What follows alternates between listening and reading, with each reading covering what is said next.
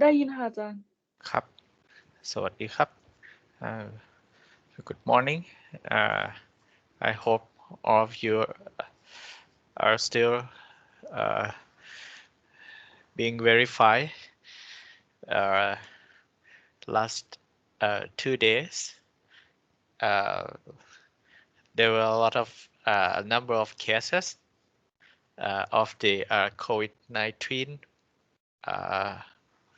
in several provinces.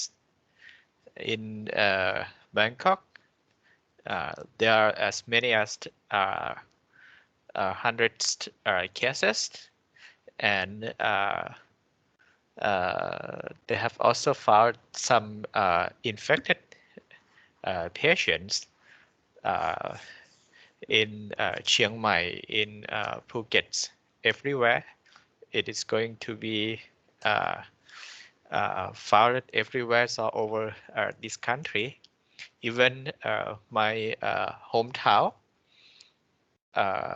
usually there are very small number of cases, but now for this time, they have already found 3 cases.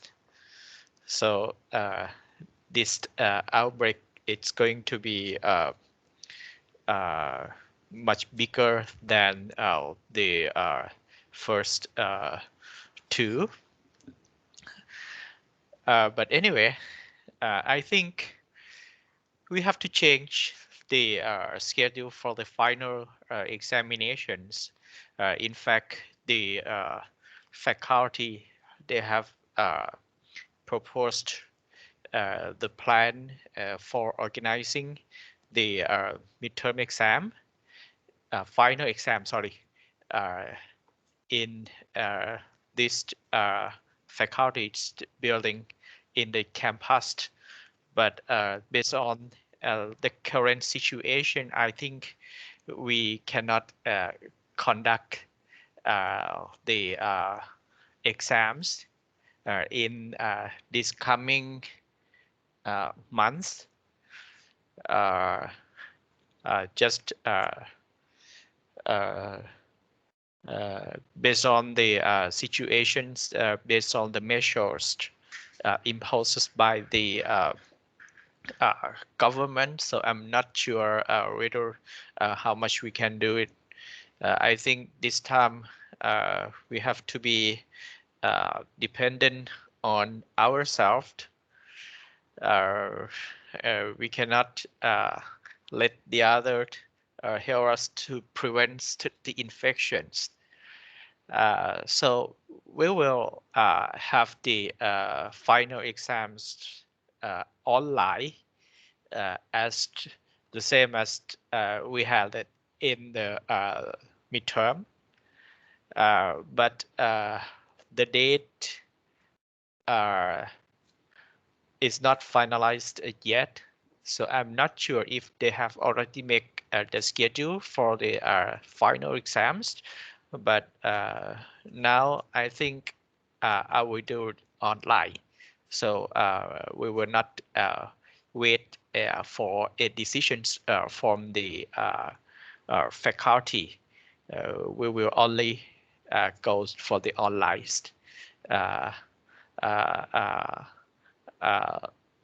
No matter how the decisions will be. So, but at this moment, I think we have to do it online anyway. But the date will be finalized again. But I'm not sure for the final exams. In fact, we should have 3 hours exams, but it is going to be I don't know, for the online it may be too much for you, or you are okay with the 3 hours exams. Otherwise, I think once we finish these chapters, we have 1 exams, and then after we completed everything, we have another exam. So I'm not sure which option you would prefer. one exams 3 hours or two exams maybe 2 hours plus 1.5 hours. Which one you would prefer? แบบไหนดีฮะเอาแบบครั้งเดียวหรือ2 ครั้งดีremember that we still have 50% for the final exams to be taken into account เอาแบบไหนดีแบบ2 ครั้งหรือว่าแบบ1 ครั้ง3 ชั่วโมงรวด2 ครั้งที่อาจารย์พูดถึงนี่ก็คือแบบสอบ2 ครั้งใช่ไหมครับอาจารย์สอบ2 ครั้งฮะใช่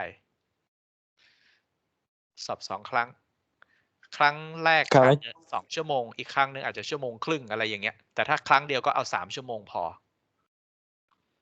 แบบไหนดีแต่ว่า2 ครั้งนี่ครั้งละกี่เปอร์เซ็นต์ครับอาจารย์อะไรนะฮะครั้งละกี่เปอร์เซ็นต์ครับถ้าเป็น2 ครั้งครั้งละกี่เปอร์เซ็นต์เดี๋ยวขอดูเนื้อหาก่อนแต่ว่า50%นะรวมกันนะฮะน้ำหนักของ chapter 6เนี่ยมันจะเยอะหน่อยนะฮะโดยทั่วไปอาจจะประมาณสัก35-15อะไรอย่างเงี้ยหรือไม่ก็30-20อะไรประมาณเนี้ยนะประมาณอย่างนี้แต่ว่ายังไม่รู้ว่าจะยังไงดีเดี๋ยวต้องขอดูปริมาณข้อสอบแล้วก็เนื้อหาอะไรต่างๆก่อนแต่เนื้อหาก็แบ่งไปสอบใช่ไหมครับหมายถึงว่าถ้าสอบครั้งเดียวเนื้อหาก็จะเยอะอย่างนั้นใช่ไหมแบ่งกันสอบคือถ้าสอบครั้งเดียวเนี่ยมันเยอะแน่นอนอ่ะเยอะใช่ไหมครับเยอะแน่นอนแหละฮะchapter 6 actually 3 chapters in terms of the chapters number it's not much but according to the contents there will be a lot of topics you have to prepare เอายังไงดี2 ครั้งใช่ไหมถ้าสมมติ2 ครั้งคือครั้งที่จะสอบเป็นวันไหนครับหลังสงกรานต์อย่างเงี้ยครับหลังสงกรานต์ฮะtentatively เดี๋ยวนะแป๊บหนึ่ง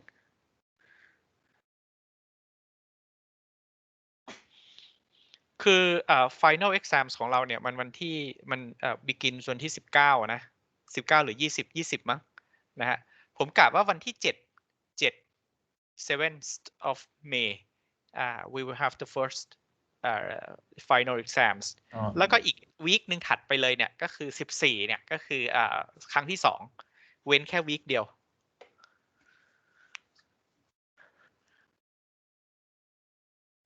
ก็เว้นสัปดาห์หนึ่งนะก็น่าจะเป็นช่วงเย็นๆนะฮะประมาณสักวันศุกร์ช่วงเย็นๆประมาณนั้นนะครับแต่ว่าน่าจะเดือนเมษเป็นต้นไปนะไม่ใช่เดือนนี้เพราะเดือนนี้สอนไม่ทันหรอกนะฮะเดี๋ยวรอเพื่อนๆเข้ามาครบก่อนก็ได้ครับท้ายคาบอะไรอย่างงี้อันนี้เกริ่นไว้ก่อนแล้วกันนะฮะโอเคหรือ3 ชั่วโมงนี่ผมก็โอเคนะแต่ว่ามันจะเยอะแล้วก็แต่จริงๆผมชอบ3 ชั่วโมงรวดมากกว่าเพราะว่าผมตรวจข้อสอบผมทีเดียวปึ๊ดทีเดียวนะฮะแต่ว่าก็ดูว่าจะเอายังไงดีนะแต่ว่าพอมันเป็นออนไลน์ปุ๊บเนี่ยนะฮะผมก็คิดว่ามันไม่ค่อยสนุกเท่าไหร่หรอกนะฮะถ้ามันยาวนานนะครับokay so just come back to what we had discussed last week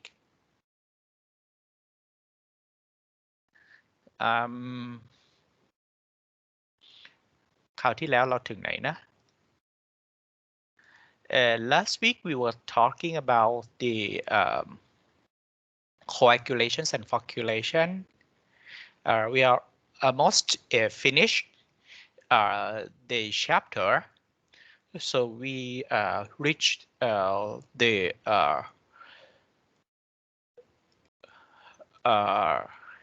engineering point of view we were discussing about what types of the equipments that we generally used for the carry out carry out the coagulations and flocculation process. We can actually take the advantage of the hydraulic characteristic of water, why it flow through the hydraulic structures to create the mixings. For example, we use the buffer channels to create the gentle mixings for the flux formations. Or we can use the mechanical propellers, like we are using the paddles or the turbines or the propellers to create the mixings. Mostly turbines and propellers mixers we generally use to carry out the coagulation process.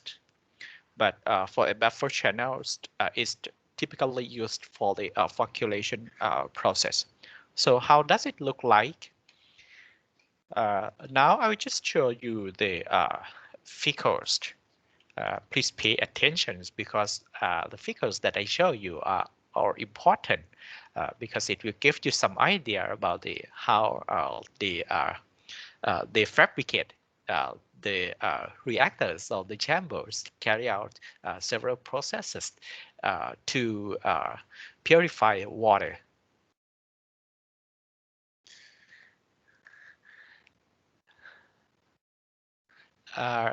Now, I hope you could see some documents, but these documents I will not give you because this is actually my personal documents. I have put lots of writing, so I don't want these documents there in the files. But I can show you and you can come back to see again later in the clips. So okay, this one is the flocculators called the buffer flocculators. Buffer นี่คือแผ่นกั้นนะฮะ buffer นี่คือแผ่นกั้นความหมายของคำว่า buffer นะฮะbuffer channels เนี่ยนะฮะ buffers นี่คือแผ่นอะไรก็แล้วแต่ที่เป็นที่กั้นเราจะเรียกว่าbuffer นะฮะokay for this one this is the buffer flocculators so you have to imagine like we have a rectangular chamber and then this one is the top view plan view so we put the buffers in the regular rectangular chamber like this we put the buffers here and here so there are so many buffers depending on the size of the tank what are the roles of these buffers these buffers will actually force the waters flow through this direction so we create we use the buffer to allow these liquids flow in a zigzag directions so it comes like this this is the influence and then it flows here and take a U-turn here and then again once it reaches the other side of the tank so it turn back again so always like this until it reaches the effluence so this one we call the horizontal flow buffer channels flocculators so this one is the horizontal flows buffer channels to flocculators just a moment I have a calls from the phones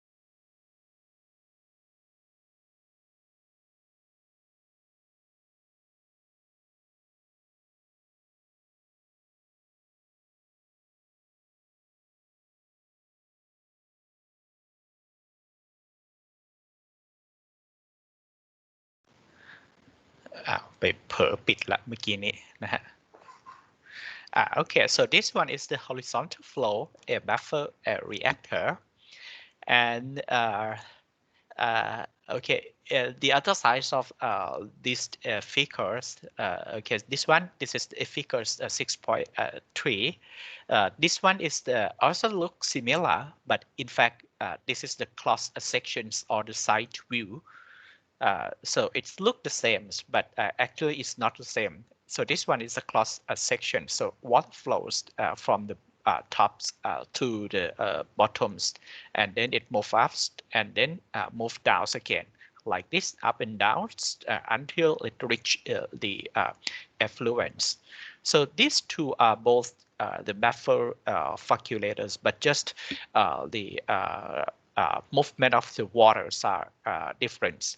So this is the horizontal flows. This one is the vertical flows, but they are both buffer reactor.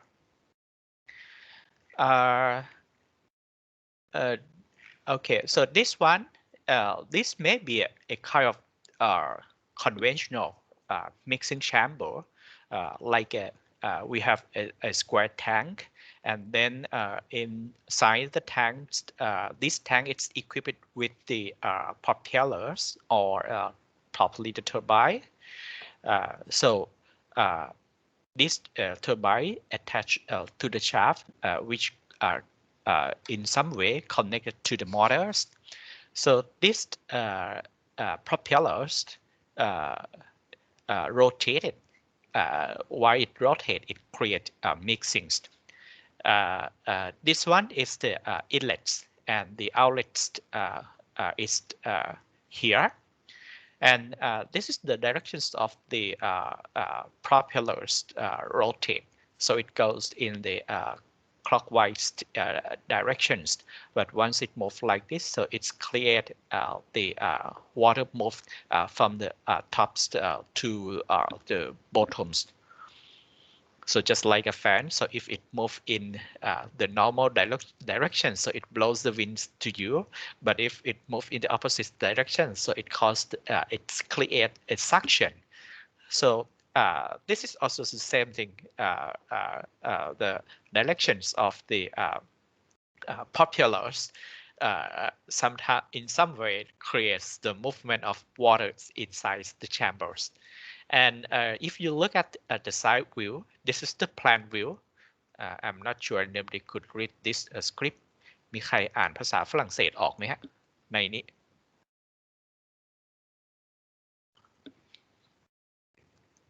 มีไหมฮะมีใครอ่านภาษาฝรั่งเศสออกมั้งนะฮะพอเดาได้บางตัวนะแต่ว่าผมอ่านไม่ออกนะครับนะภาษาฝรั่งเศสกับภาษาอิตาเลียนนี่ผมว่ามันน่าจะใกล้เคียงกันนะไม่ใกล้แต่ว่ามีหลายคำคล้ายๆกันแต่ว่าไม่เหมือนภาษาอังกฤษนะฮะ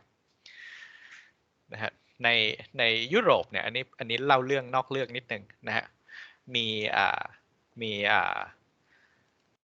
ผมเคยไปนะบางทีเนี่ยนะฮะประเทศไทยเราเนี่ยก็แปลกอย่างนะอาจจะเป็นเพราะว่าเราไม่ค่อยมีนักท่องเที่ยวนะครับจากเมืองไทยไปยุโรปมากนักถ้าเทียบกับหลายๆชาตินะถ้าเราไปเจอนะฮะคนที่โน่นเนี่ยนะเขาก็มักจะบางทีเขาก็จะถามว่าเรามาจากไหนนะฮะเขาก็โน่นแหละนะครับผมส่วนมากผมก็จะชอบให้เดานะว่ามาจากไหนนะฮะมาจากบางคนก็บอกว่าจีนบ้างหน้าตาอย่างเงี้ยนะ first guess เนี่ยต้องเป็นไชน่าแน่นอนนะฮะอะไรโคเรียเจแปนนะครับสารพัดนะฮะไต้หวันประเทศไทยนี่ไม่มีหรอกนะฮะเดาในเกสที่ใกล้เคียงกับความจริงมากที่สุดก็คือลำดับที่5ถูกนะแต่1 2 3 4นี่ไม่เคยถูกเลยนะครับนะอาจจะเป็นเพราะว่าคนนะฮะคนไทยเราไม่ค่อยไปเท่าไหร่นะครับอันนี้ก็เป็นเรื่องหนึ่งนะอีกเรื่องหนึ่งเนี่ยนะบางทีเนี่ยนะฮะเขาก็เข้าใจว่าในเอเชียเนี่ยนะแต่ละประเทศเนี่ยมันอยู่ใกล้กันเหมือนกันในยุโรปนะบางคนที่เขาไม่ค่อยได้เดินทางมาโซนthe east เท่าไหร่เนี่ยนะฮะบางทีเขาก็คิดว่าเราเนี่ยน่าจะเข้าใจภาษาจีนภาษาญี่ปุ่นอะไรแบบเนี้ยนะฮะ เหมือนกับที่คนที่พูดอิตาเลียนเนี่ยในระดับหนึ่งก็จะเข้าใจเยอรมันบ้างฝรั่งเศสบ้างนะในระดับหนึ่งแต่ว่าไม่ใช่แบบ100%นะฮะผมก็เลยแล้วเวลาเขาเดินทางจากประเทศหนึ่งไปประเทศหนึ่งเนี่ยมันชั่วโมง2 ชั่วโมงใช่ไหมเวลาเราไปเนี่ยส่วนมากหลังๆมาเนี่ยนะฮะนานมาแล้วนะฮะผมไม่ได้ไปยุโรปมาหลายปีแล้วนะแต่ว่าก่อนหน้านั้นเนี่ยนะที่ไปเนี่ยส่วนมากเนี่ยจะใช้พวกสายการบินของฝรั่งเศสนะฮะไปลงที่ชาร์ลเดอโกลส์แล้วก็เวลาไปไหนมาไหนเนี่ยมันก็ชั่วโมง2 ชั่วโมงไม่ว่าจะไปเช็กไปโครเอเชียนานหน่อยนะอันนี้ไปอิตาลีนะแต่ว่าส่วนมากจะใช้สายการบินของฝรั่งเศส Air France นะฮะส่วนใหญ่นี่ก็นะครับผู้โดยสารเยอะนะฮะเพราะว่า Air France เนี่ยกรุงเทพเนี่ยเหมือนกับเป็นเซ็นเตอร์นะฮะจากอินโดไชน่านะฮะสุวรรณภูมิเลยแหละนะฮะที่ดั้งเดิมคือ Land of Go เนี่ยนะฮะก็นะครับส่วนใหญ่ก็จะนะฮะใช้วิธีอย่างนี้นะครับเวลาเข้าไปไหนมาไหนเนี่ยนะแต่ละประเทศไปอีกประเทศหนึ่งเนี่ยมันแป๊บเดียวนะฮะเขาก็นึกว่าภาษาเนี่ยนะของชาติเอเชียเนี่ยมันจะใกล้กันนะฮะแล้วเราก็บอกว่าเราเนี่ยไม่รู้เรื่องเลยนะภาษาจีนภาษาญี่ปุ่นนะครับแล้วก็เลยบอกเขาว่าเนี่ยนะฮะปกติแล้วเนี่ยประเทศเราเนี่ยห่างกันเนี่ยเดินทางตั้ง 5-6 ชั่วโมงนะไม่ใช่ 1-2 ชั่วโมงนะครับแต่มันก็เป็นอีกคนละฟิลกันนะฮะกับหลายๆที่นะฮะอันนี้เป็นสคริปต์ภาษาฝรั่งเศสนะฮะแต่ว่าไม่ต้องไปสนใจสคริปต์นะฮะokay so this one is the plan view but this one is the side view so what you would really learn from these two figures so here you can see that the influence it's located on this side and the affluence is located in this size which seems to be far or located in the diagonal directions but if you look at the cross sections the influence goes into this tank at the bottoms and the affluence lift these tanks from the tops. So this is the directions of the propeller's movement, clockwise directions. And once it moved, it bring water from the tops to the bottoms. So what is the beneficial use of the installations or the arrangement like this? So this will help to prevent what we normally call a short circuit. This is a kind of continuous process. Always there is the inlet and always there is the outlet. The incoming liquids has a flow rate designated as the Q and the volumes is a V. In fact, the times that all the elements of water should actually stay inside this reactor should be equal to V divided by Q. V divided by Q is actually the hydraulic retention time. So what we typically call this time as the retention times or the detention time. So all the elements of water should actually stay inside this chamber with the time equivalent to HRT. But if you don't put the proper locations of the inlets or the outlet in that case there might be a chance that some elements of water may stay inside this chamber with the shorter time. I mean it should actually stay like a HRT hours but sometimes if we don't put it the proper locations of the inlets and outlets so it goes out with the this retention times shorter than the HRT. So how does it happen? So if you really have a look at this figure, so in this figure, the inlet is here, and this one is also the outlet. And if you again look at the cross sections, the inlet is located at the tops, and outlets is also located at the tops. Arrangement like this, there's a very high chance that liquids coming in and then enhanced by the directions of the propeller's movement like this. So it may leave or goes out from this chamber without any mixings. No reactions may occur in that elements of water. So it just go out. It doesn't live inside this. It doesn't stay inside this reactor for the times equal to HRT. It may be shorter than the HRT. So these phenomenon normally we call the short circuit. This one we normally call a short circuits.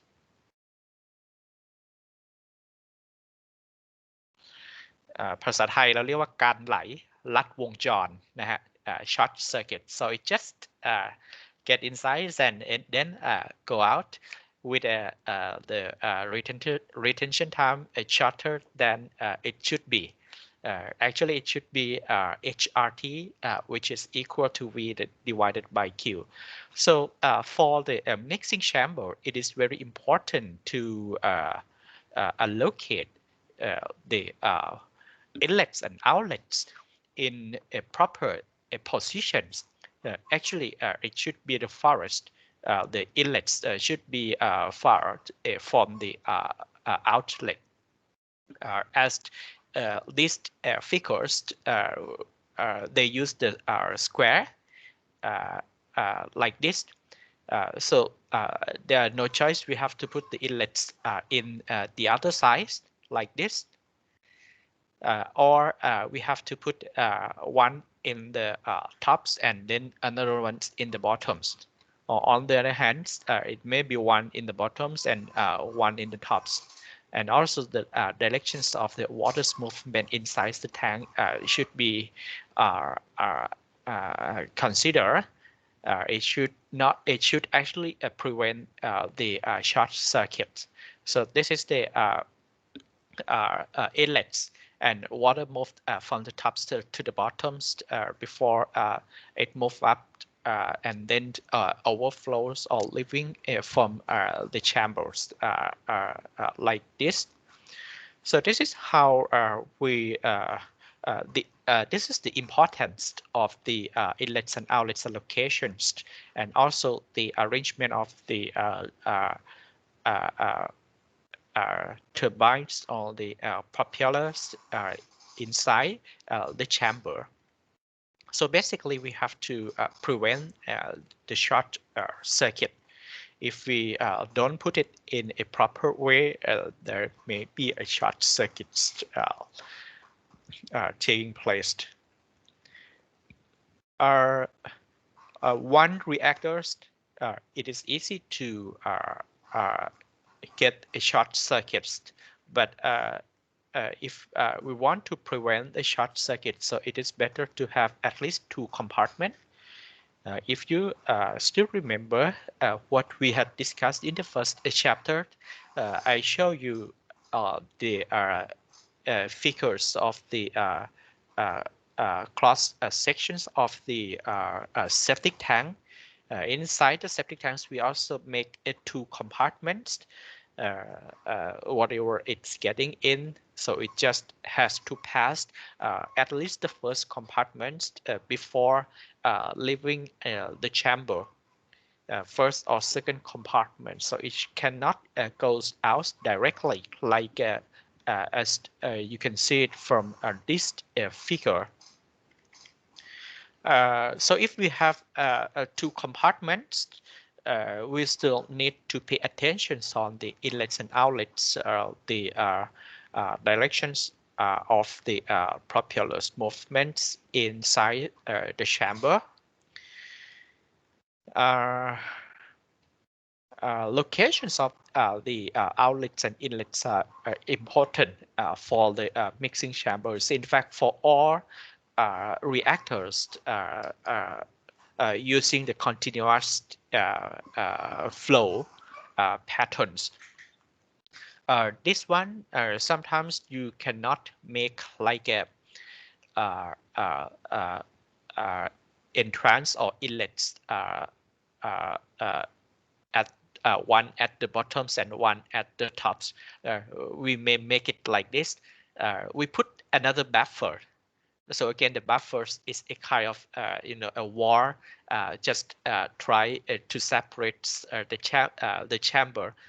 So water has to enter here, but it cannot go out directly. So it has to move down because we put the buffers. So waters are forced to move down before entering to the mixing zones, and then the outlets is here. So it just overflows before leaving the systems here. So basically, we can say the inlets and outlets are located at the tops, but here we put the buffer. So the buffer would actually help us to prevent the short circuits. It's also the same as if you still remember again the figures of the septic tank. We use the T shape. Actually, T shapes is also a entrance types that somehow we bring the inlets to the bottoms. So we just avoid using the buffer. Sometimes we don't want to use the buffers because installations of buffers, sometimes it's difficult. That is why in the septic tanks, they use the T-shaped types, but still using the T-shapes and buffers are for the same purposes, just to prevent the short circuits of the liquids leaving from the system. Okay, now just come back again to the slide. For the mixing equipment, whenever we decide what is the most important criteria. The most important criteria for the designing the mixing equipment is the variance velocity gradient G. The velocity gradient G can be determined by taking square root of powers divided by dynamic viscosities and divided by the Fock-Leiter's volumes. And this is the homogeneous equation. So all the units are supposed to be used, supposed to be the SI. So G, the unit is S inverse or seconds inverse 1/S. The P power requirements is defined as the watt. The dynamic viscosity is given as the Newton's seconds per square meters, and Fock-Leiter's volume, of course, it must be in terms of the cubic meters. For the rapid mixings or the for coagulations, mixings that we use to carry out the coagulation process. For the typical rapid mixings, the detention time should be in terms of seconds. 5 seconds, a maximum is 20 seconds, not very long. Normally not very long, less than 1 minute. G should be in range of 1,000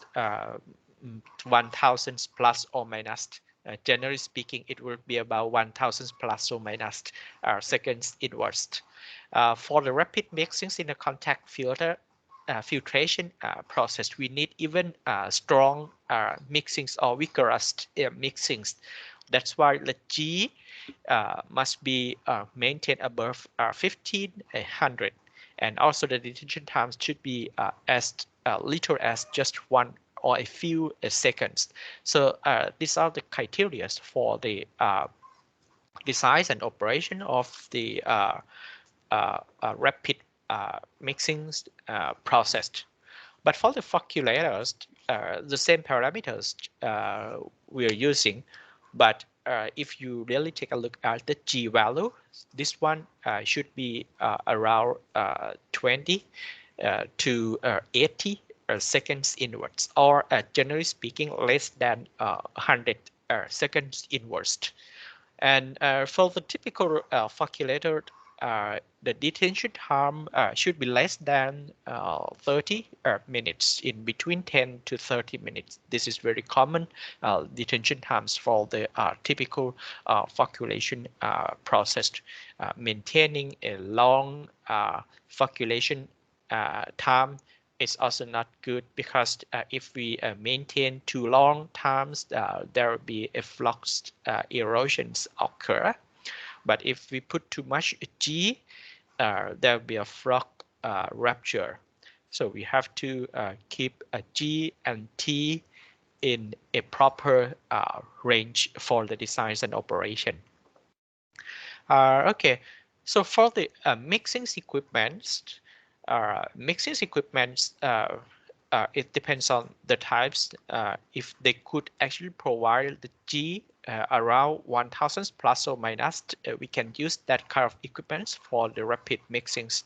And if the mixing equipment that could maintain a lower G, we can use that equipment for the flocculation process. For the rapid mixings, mostly we use the hydraulic characteristics. So we make use of the hydraulic characteristic of water when it flows through the hydraulic structures. It might be a pipe, or it might be a chamber, and we design the surface area and the slope. So once it passed this hydraulic structure, which is typically called venturi or the partial foam, we can create the rapid mixing process. So actually the hydraulic jumps occur. So we can put the alums there, and then this process will create the coagulation. For other types of the equipments, for example, the paddle mixer. So how does it look like, the paddle mixer? Paddle นี่แปลว่าใบพายนะฮะ so this figures is actually the paddle flocculators. Paddles cannot create a strong mixing, so it only be used for the flux formation. So these are the paddles. So there are so many paddles. paddle นี่แปลว่าใบพายนะฮะ ไม้พายเรือก็เรียกว่า paddles นะฮะ okay, so these types of the flocculators, see the paddles is equipped with to the shaft. This one is the shaft. So as this is the horizontal types, so normally these types of the flocculators we call it horizontal shaft flocculators, horizontal shaft flocculators. So this shaft is connected to the motors in outside the chamber. So it gradually moved, and once it moved, it creates gentle mixing. So the flocculation process can occur within this chamber. So this one is the horizontal shaft. But if you really look at these figures, you will find this one is the shaft, and then here there are many paddle equipment. So this one is actually the vertical shaft. This is the vertical one. This is the horizontal one. It depends on how you design. Mostly for the square chamber, the engineers prefer to use the vertical shaft. But for the rectangular chamber like this, it is better to use the horizontal shaft. So the number of paddles depends on the how much G you want to create. So it depends on the how much G you want to create. The numbers of paddles equipped within this tank. Okay, so basically we have to, if you want to design, you have to put the design's G values here, and then you have to determine the power. And of course, once you know the power, you can estimate the size of the flocculators or the mixing chamber. So now the problem is how we could determine the power, because G seems to be something we can pick up the values from the criterion table. But for the power, it depends on the types of the equipment used. If we use the paddle mixer, the way to obtain the power, you have to determine the force which is so-called the drag force. The drag force we have already talked about it once when we talk about the Stokes formulas. For the Stokes formulas, three forces acting on the particle. So one force which act on the particles in the opposite to the weight is the drag force. And how do we calculate the drag force? Drag force is equal to the coefficients of drags into the frontal areas. Here, it is the paddle, so the areas here becomes the areas of the paddles. And this one is, of course, the densities of the liquids, and velocities is the relative velocities of the paddles of in the fluids. Relative velocities of the paddles in the fluids. I think the terms relative velocities you have already familiar. You may not be familiar because relative velocities actually it is part of the engineering mechanics statics, which you haven't take this course.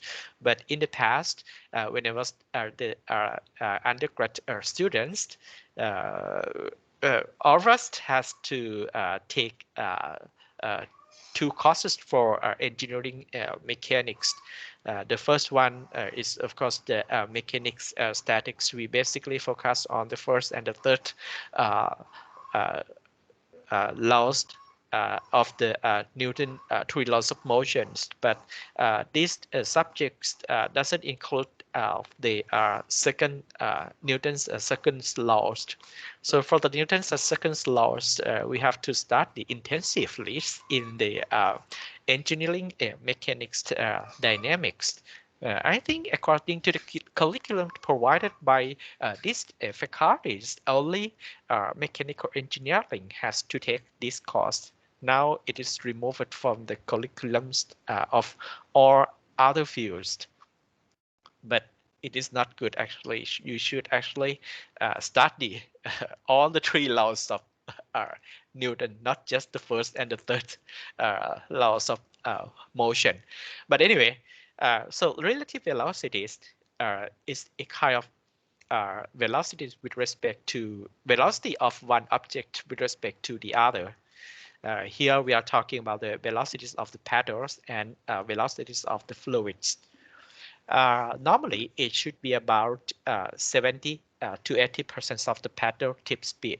So what does it really mean by these relative velocities? Here, if you really have a look at this figure, if this shaft rotate, yeah, of course, the paddles will move along with the shaft with a certain or the constant speed. Speed usually expressed in terms of the route per minute or RPM. This is the speed of the paddle, but when it moved, it may move like so. If we decide to operate them to move like 1.5 rounds per minute. Yeah, of course, but when it moves, it also induces the water move along with.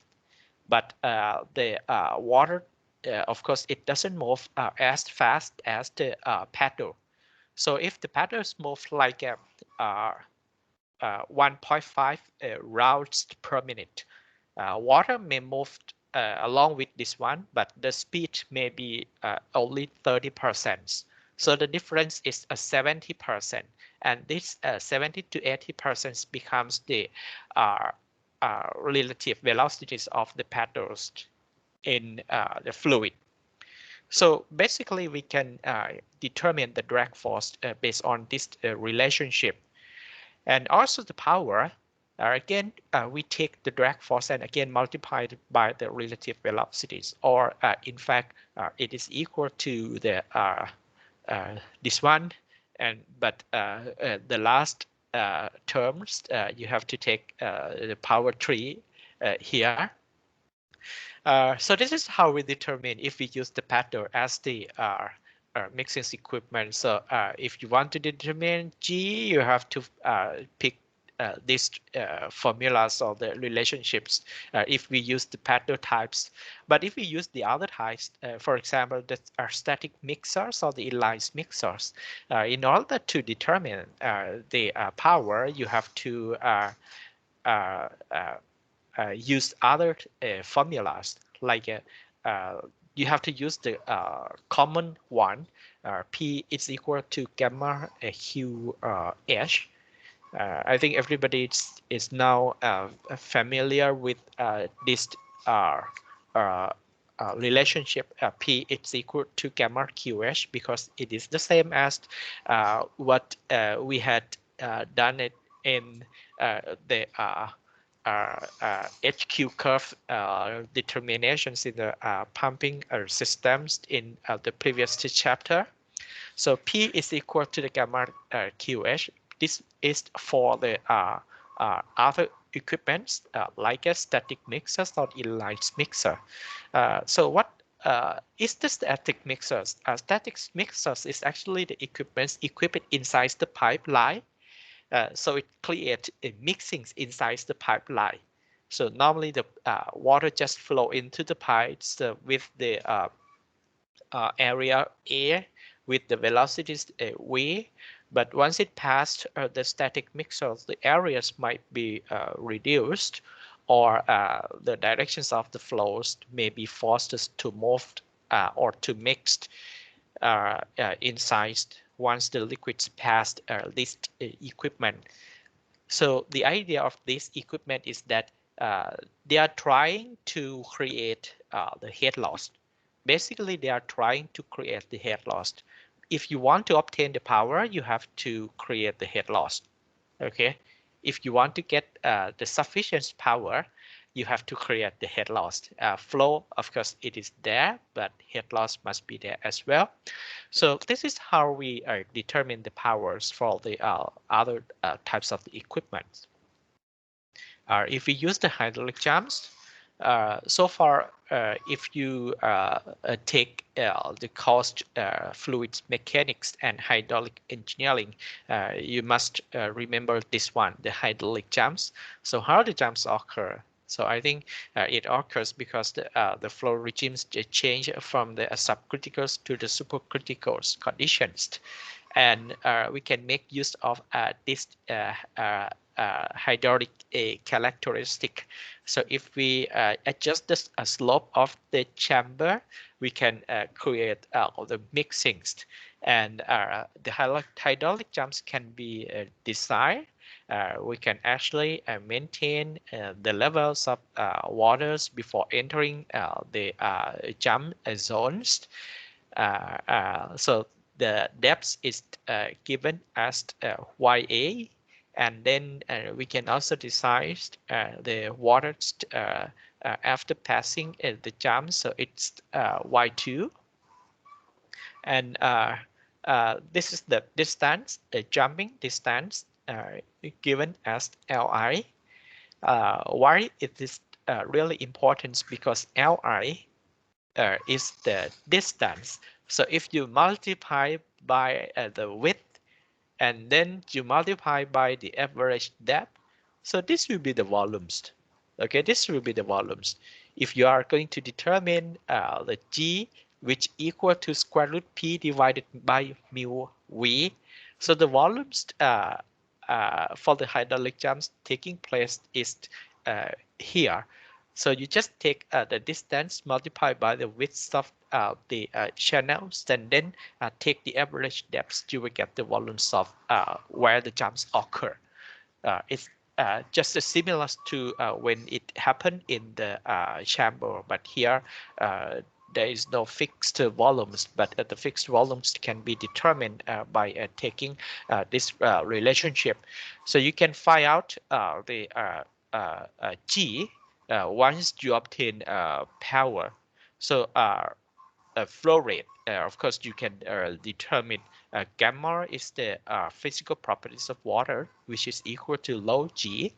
And then the head loss can be determined by using this relationship. But before knowing this relationship, you have to find out Y2, YA, and of course the distance, jump distance. Anyway, if we want to decide the hydraulic jumps to create the coagulation process, you may have to pick the at least moderate jumps conditions. The jumps conditions can be classified based on the fluid number. So if you want to create sufficient mixings, probably you have to start it from mild jumps to vigorous jumps. Pick up one values of the fluid numbers, put it here, and then determine these two relationships. And again, put it here, determine these two relationships, so that you can find out Y2, YA, and the last one is LR. So we have three variables. If we have three equations, so all the variables can be determined. So this is how we decide the hydraulic jumps for the coagulation process. Okay, just come back to this again. So it depends on how we determine the power. The power depends on the types of the equipment, so it may not be the same. So the way to obtain the power may be vary depending on the types of the equipment. Okay. The one that I just show you, the flocculators, this one. So now previously you may wonder how this equipment would actually create the G. If you really have a look at this water movement, and then you measure the energy drops or the energies at each point while a water moved from the inlet to the outlet. So when it moves into these chambers, of course, there are some certain loss. So there is a drops of the energy grid line, but once the water reach the end of the buffer, so it has to take a U-turn like this. So this U-turn in fact create lots of energy drops. So the shaft drops occur when water has to turn 360 degrees and then moved. So this is the energy drops while water's flowing. Sharp drops actually comes from the when the waters take a U-turn like this. That is why for the all combinations of the loss becomes total loss. And this total loss, if you put it in the equation, P is equal to gamma QH. So you put this loss into the H, and at the end you can determine the power. And once you know the power, you can find out for other parameters such as the G or detention times and so on. So this is how the calculators can actually create a G, because moving water moving like this create the loss. Now let's take a look at the other types of the mixing.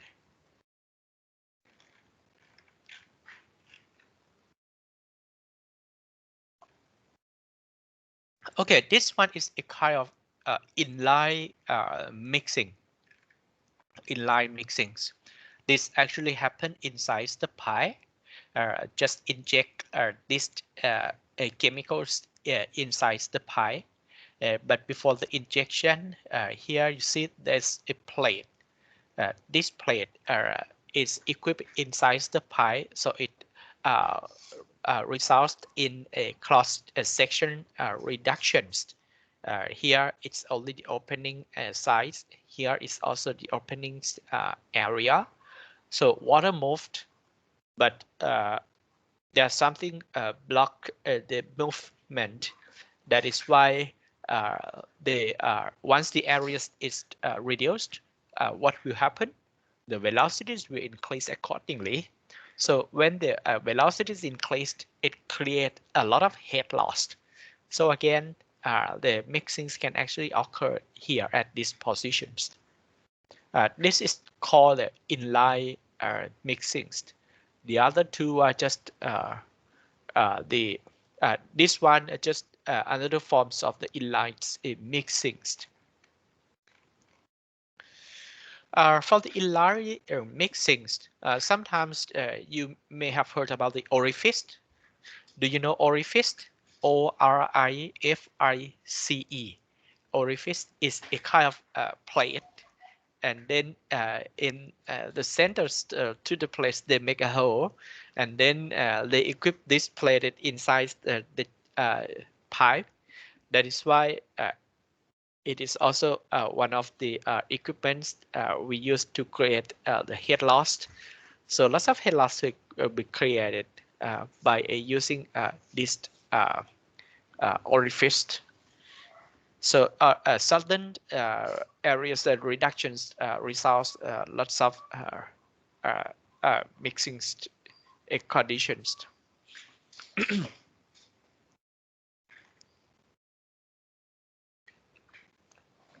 Okay, this one is the propeller mixer. This one is the turbine mixer. It's not the same as the propeller mixer. Propeller นี่จะเป็นลักษณะคล้ายๆกับใบพัดเรือนะฮะถ้าใครเคยไปดูข้างหลังนะฮะpropeller นี่ก็คือจะคล้ายๆกับใบพัดเรือส่วน turbine นะ turbine นี่จะเป็นเพลทแล้วก็เป็นแผ่นสี่เหลี่ยมนะฮะก็เป็นอะไรที่ติดตั้งนะแล้วเมื่อไหร่ก็ตามที่whenever the shaft rotate this plate will actually move against the water so that the mixings can be created. And these types of the mixing equipments we call it turbine and mixer. This one is the static mixer. These static mixers actually create a lot of head loss. We can also use this one. Chemical can be added here. Once the water reach the static mixers, the mixings will occurs inside along with the chemical added. Okay, this is how we install the inlet and outlet. So it's really similar to the previous figures I have already explained.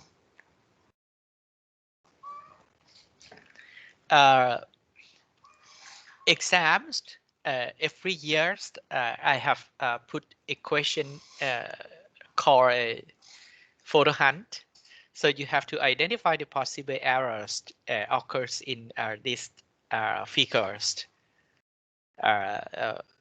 Always one figures will be something about the mistake occurring in the mixing chamber. Okay.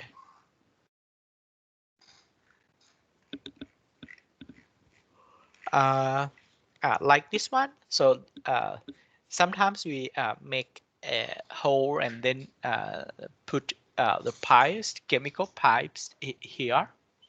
But the directions of the chemical pipes feed it into this pipe. It must be against the flows. So only the mixing will occur immediately.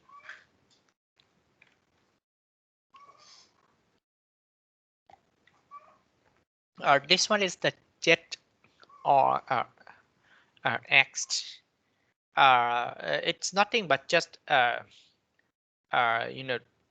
just the profile showing once we inject what will happen. So the chemicals just goes all over the radius of the pipe, becomes a puzzle like this. There are several puzzles here. So here you can find out by using this injection equipment. You can also calculate. So there are some way we can obtain the calculation.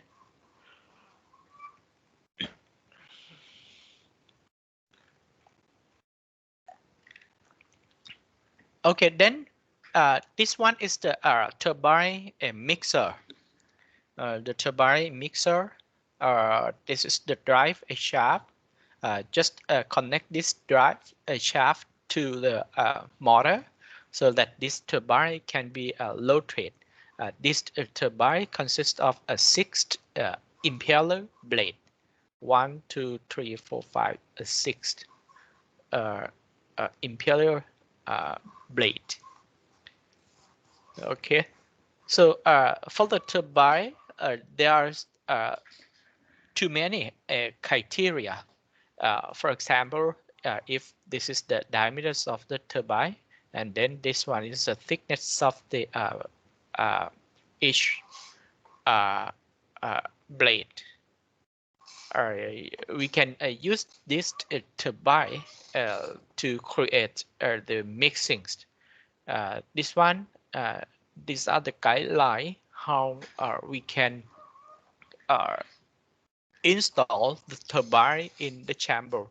So if the diameter of the chamber it's a capital T subscript capital T. So what should be the diameter of the turbine? So all the criteria are given here.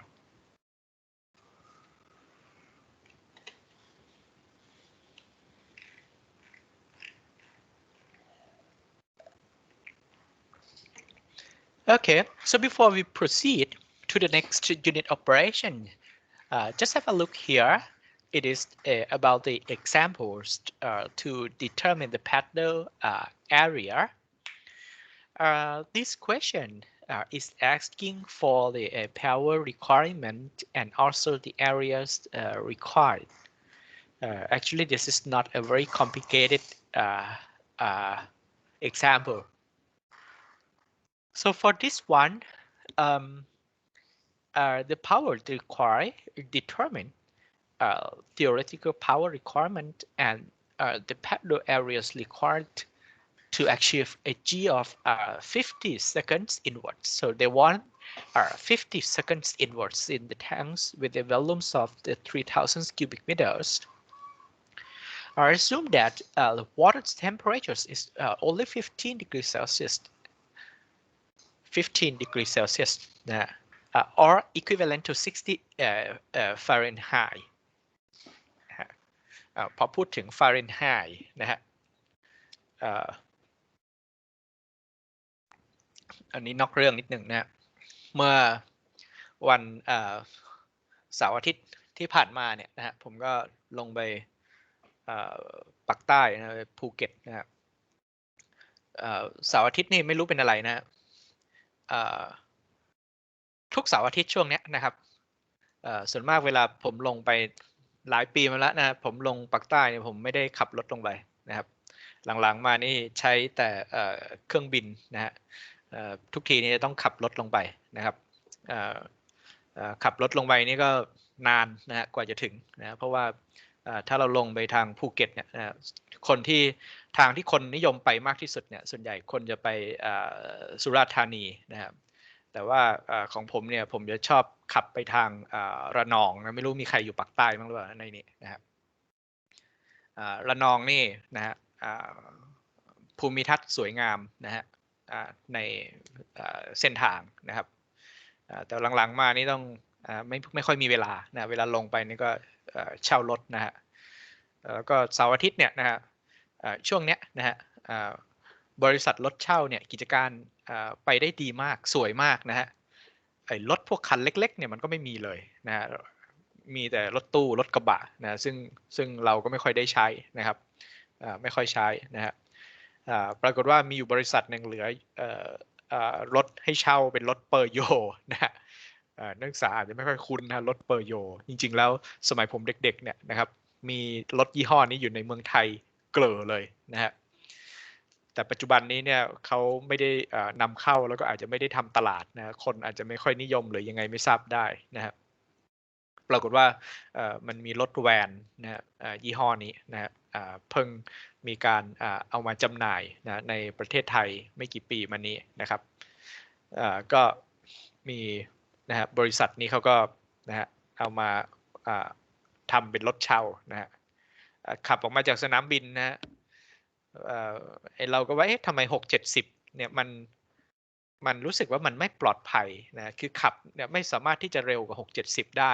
นะฮะถ้าเร็วกว่านี้มันไม่ปลอดภัยปรากฏว่าทางตาดูดีๆนะฮะไอ้6-70เนี่ยจริงๆแล้วมันคือ miles per hour นะฮะ6-70เนี่ยนะ70นี่ก็ประมาณ110กิโลเมตรต่อชั่วโมงนะปกติแล้ว speed limit ที่อังกฤษเนี่ยก็จะประมาณเนี้ยนะ70กิโลเมตรต่อชั่วโมงนะฮะในบนทางด่วนนะฮะเพราะฉะนั้นก็เลยมานั่งดูนะฮะอุณหภูมิก็เป็นฟาเรนไฮต์นะฮะวันก่อนนี่ก็นะฮะเราก็ไม่ค่อยคุ้นนะไอ้ตัวเลขไมล์เนี่ยยังพอคุ้นอยู่บ้างแต่ฟาเรนไฮต์จะไม่ค่อยใช้เลยนะครับนะฮะจอดติดไฟแดงอยู่นะในตัวจังหวัดนะอุณหภูมิ100ฟาเรนไฮต์นะฮะกดเครื่องคิดเลขนะ convert ดูนะฮะ37องศานะครับก็นะอันนี้ก็เป็นเรื่องเล็กๆน้อยๆนะเกี่ยวกับเรื่องของunit conversion นะฮะin your generation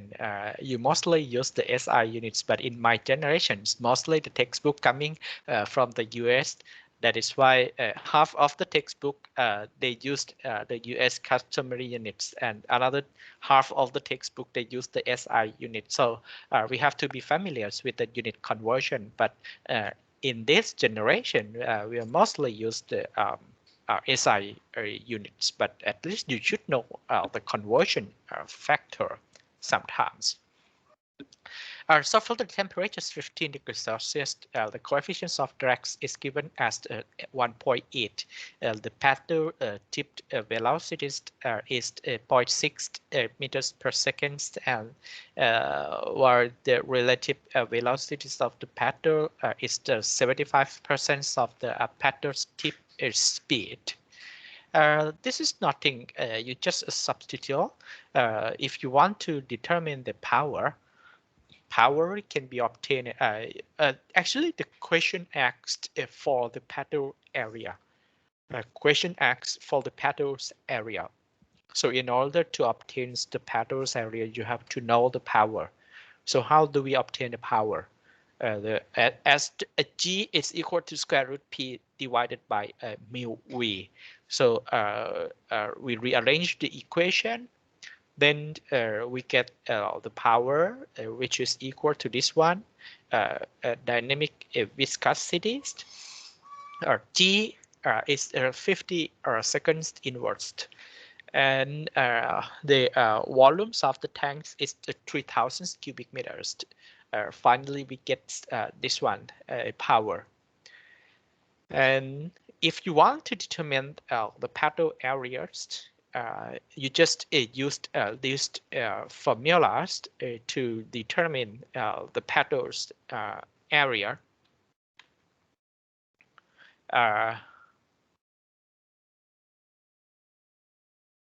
Okay, so you can simply put all the parameters and find out for the paddles area. Okay, so this is the paddle types.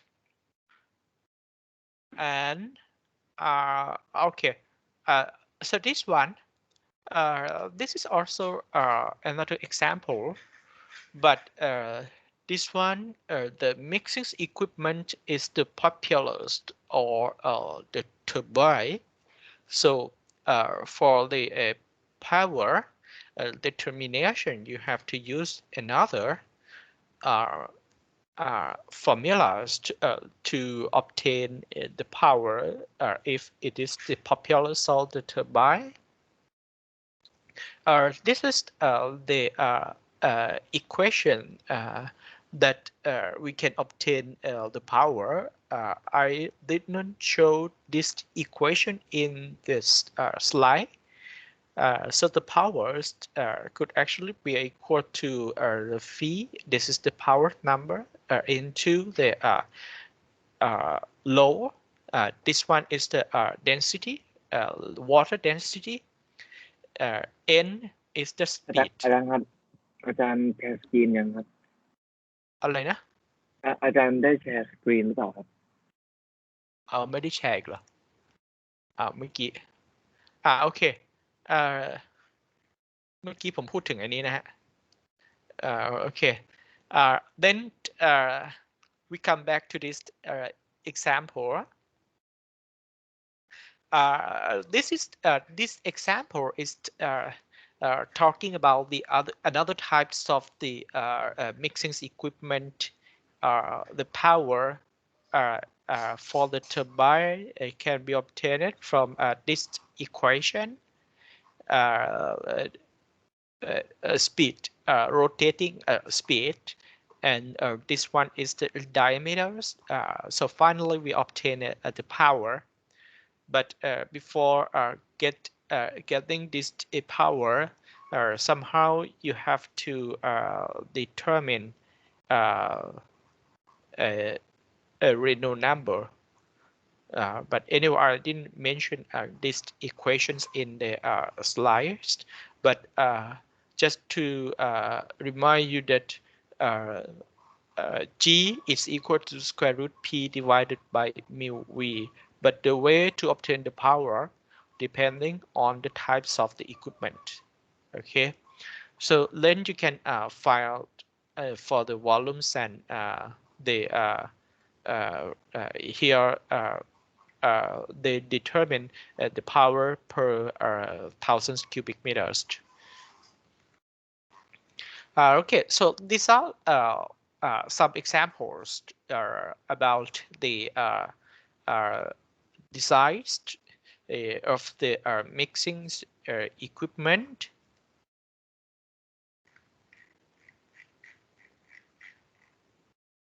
Okay, so this one is the okay, so this one is the turbine, and this one is the paddle type mixer. So this is a water levels. This one is the shaft equipped with 6 paddle.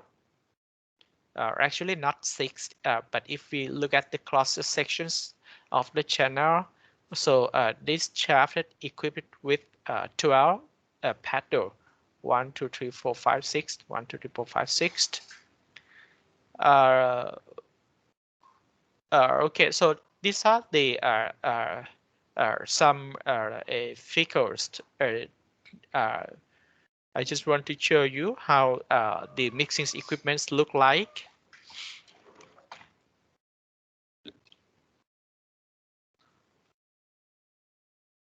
Now we just come back to the slides again. Okay, for the examples of calculations. Okay, this one. Oh,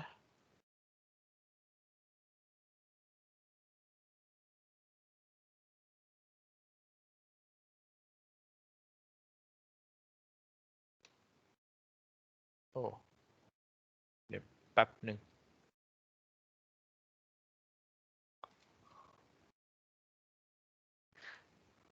Okay. According to this example, water treatment is designed to process 95 million liters per day. 95 into 10 to the power of 6 liters per day. The flocculators is 30.5 meters long, 15 meters wide, and 5 meters depth. Remember that this is just water depths excluding the freeboard. A freeboard is the space left just to prevent water spill out from the chamber. Revolving paddles are attached to the full horizontal shaft, which rotated at 1.5 RPM. Each shaft supports 4 paddles, which are 0.2 meters wide and 14.5 long. If you want, normally the question is just like this, but if you look for a similar figures, you may look at this one. This is also the paddle types mixer, paddle flocculator. So the width is 15 meters, and then the length is 30.5 meters. Water depth is 5 meters. The paddles are not equipped like these figures, but they are the same. They are equipped with the horizontal shaft, but it is like this.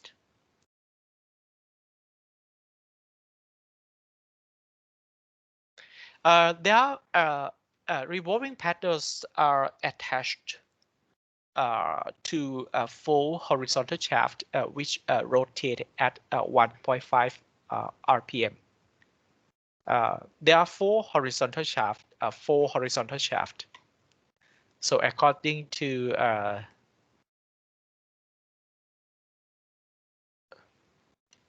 อะไรของมัน okay. So there are 4 shafts. 1, 2, maybe 3, 4. There are 4 shafts. Basically, so if I get, it would be something like this. So this is 30.5 meters, and this is 15 meters. So there are 4 horizontal shafts.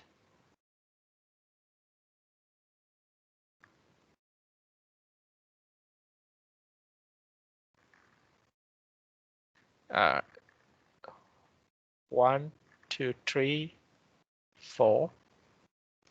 So each shaft connected with the motor, and each shaft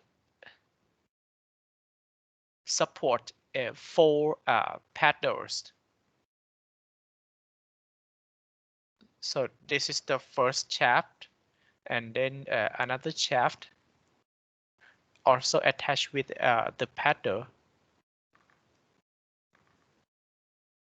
According to the question, so it translated to the figures like this.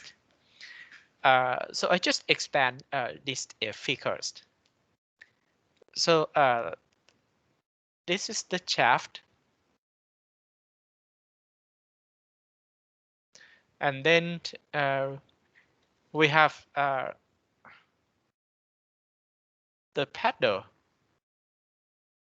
with the length 14.5 meters, and then the width is just only 0.2 meters or 20 centimeters.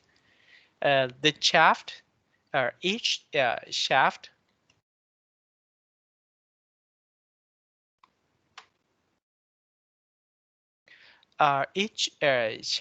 support 4 paddles, which are 0.2 meters wide, 14.5 meters long, and center 1.8 from the shaft.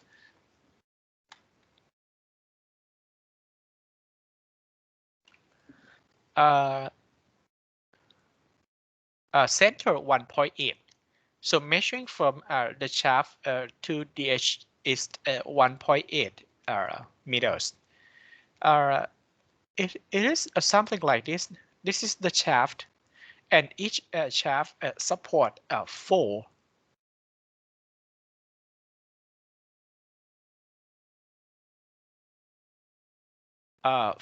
paddles. 4 paddles should be something like this, and this is the paddles.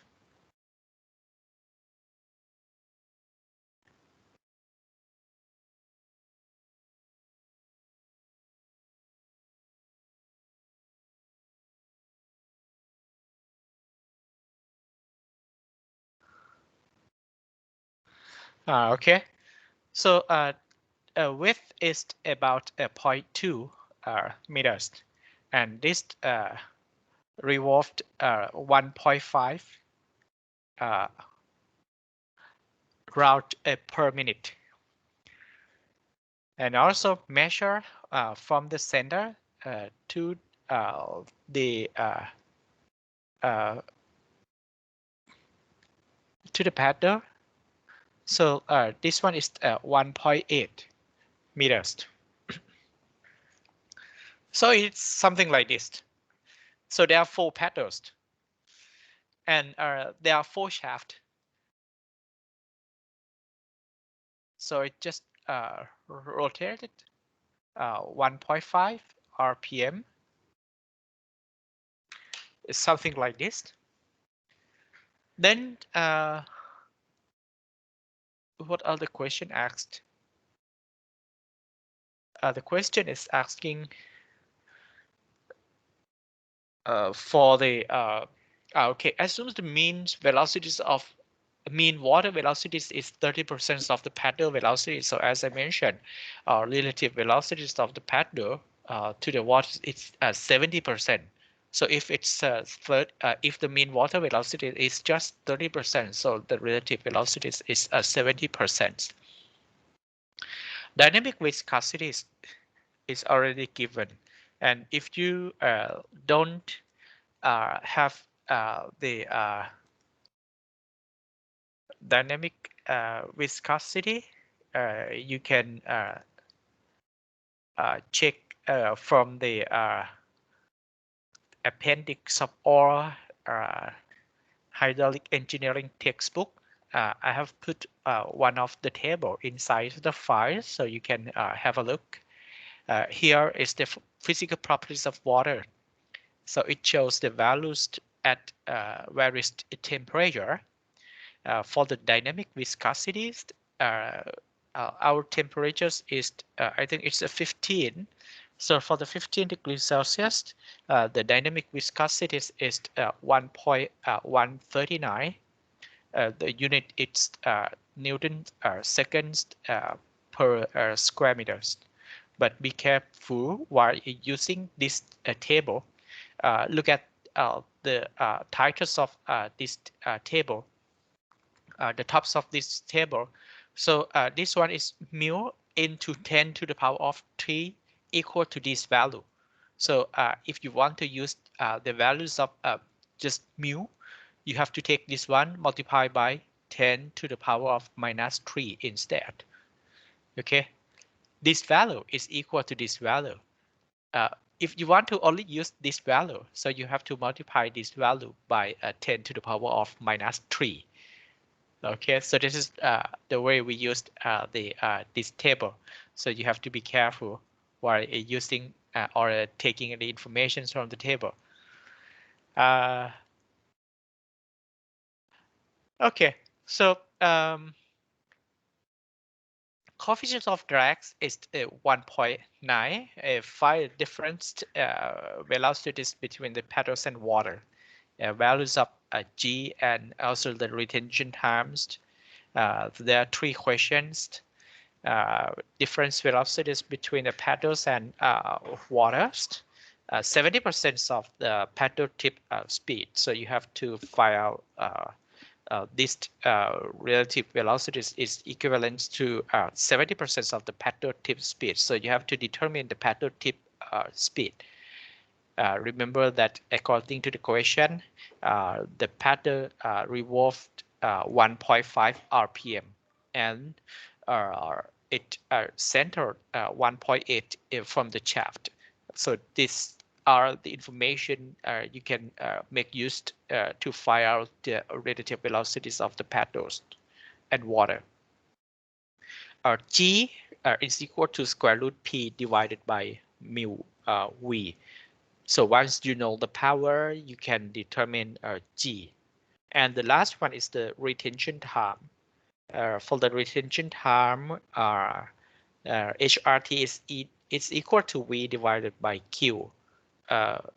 Probably based on this information, you can simply get the retention time first by taking the volumes divided by flow rates. You can simply get the retention time. Okay, so the first answer may come for the question C, but for A and B, you have to find out. Okay, what about for the question A?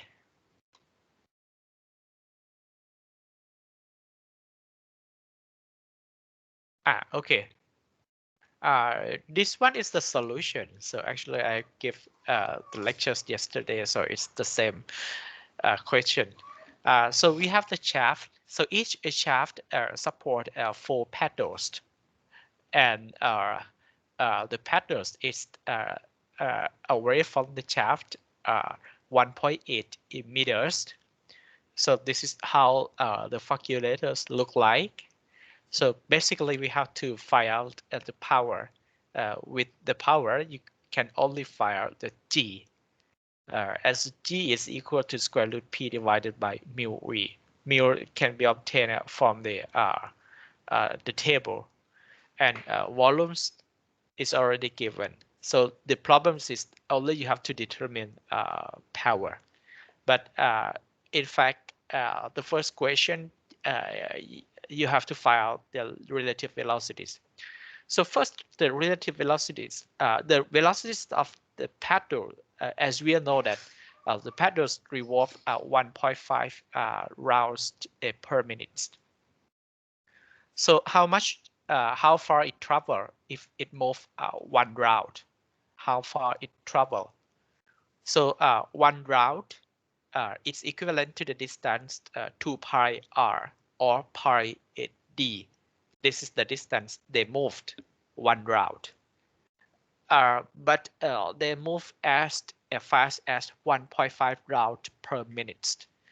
So actually they moved 1.5 rounds per minute.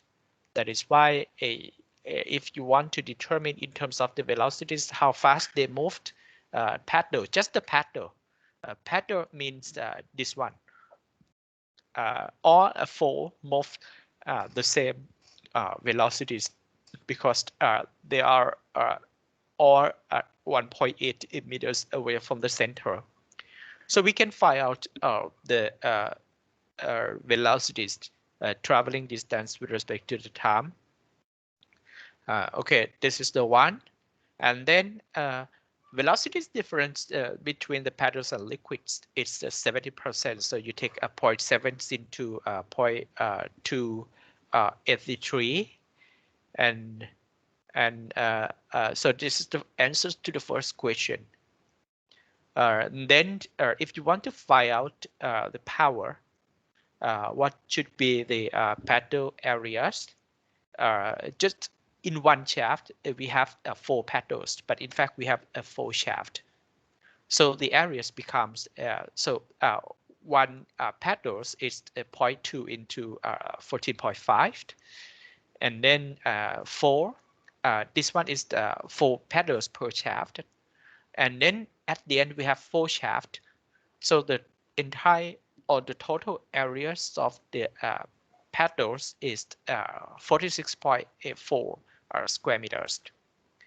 So once you know the areas, you can substitute velocities difference. You can substitute all this information into these formulas to get the power. So the power would be approximately 42.7 watts, and if you find G, G would be around 11.5 seconds inwards, which is a bit low as compared to the design criteria. And for the last question, you can simply take the volumes divided by the flow rate, so you will get the hydraulic retention time. In fact, it would be better if you could compare the results with the proposed design and operational criteria for the calculators. G value should be in range of 20 to 80, but in fact we get as low as 11.5. As I told you, it is a bit low. Our detention time should be between 10 to 30 minutes. I'm not sure it is longer or shorter than it should be. I mean the values that we obtain from the calculations. Okay, so this is how we determine how we solve these examples of calculations. The other examples of calculations, this is about the design of the rapid mixing process. The previous example was about the slow mixing process, but this example was actually about the hydraulic jams or the rapid mixing process. So all the information are provided. You can take the here design guidelines, and then you can find out the proper size of the jumps that would actually occur. So maybe you can take this as the homework to find out the size of the jump. But these are the information provided. G, it's in between 500 to 1000. So you can pick one value in between this range. The flow rates is already given. So this one, you can do it as a homework. For calculations and calculations, mainly we used in water treatment. We don't use calculations and calculations in wastewater treatment. Why? Because mostly wastewater treatment plant, they apply a biological process to purify the water, to clean up all the contaminants and pollutants from water. So we don't need coagulation. And if we add like a alums into the wastewater, alums is the chemicals, polymer is also chemicals, all are chemicals. So if we keep adding the chemicals, these chemicals may react with some contaminants or pollutants in wastewater, and it may produce the secondary pollutants in wastewater, which will be harm or maybe a harmful to the uh, uh, to the nature or the environment in the receiving stream. And of course, we try to avoid as we use the chemicals, we have to pay every month. We have to pay for the chemicals every month. So for wastewater treatments, actually we should avoid using any chemicals, not just the coagulation circulation process, but other process also. High quantities of sludge. If we use the coagulations, these problems need to be taken into account. We have to handle huge quantities of the sludge. And of course, coagulations and flocculation, we need the skilled full operator because they may have to conduct the jar test experiments almost every week when the turbidity change. Okay, so that's all about the coagulations and flocculation. Now we move to the next unit operation, the sedimentation.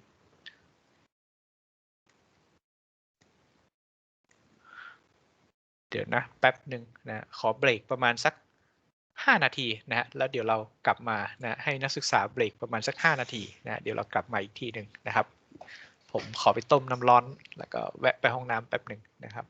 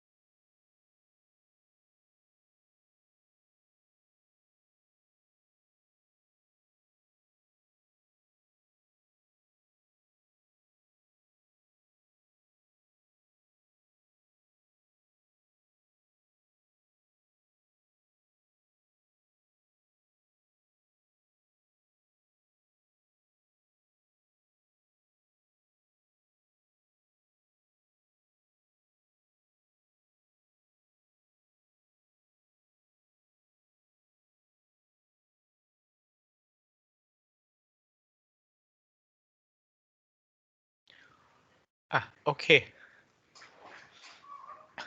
ในนี้นี่มีใครมีไปพื้นที่เสี่ยงมาไหมฮะในนี้นะฮะพื้นที่เสี่ยงนี่เยอะเหลือเกินนะฮะช่วงนี้เนี่ย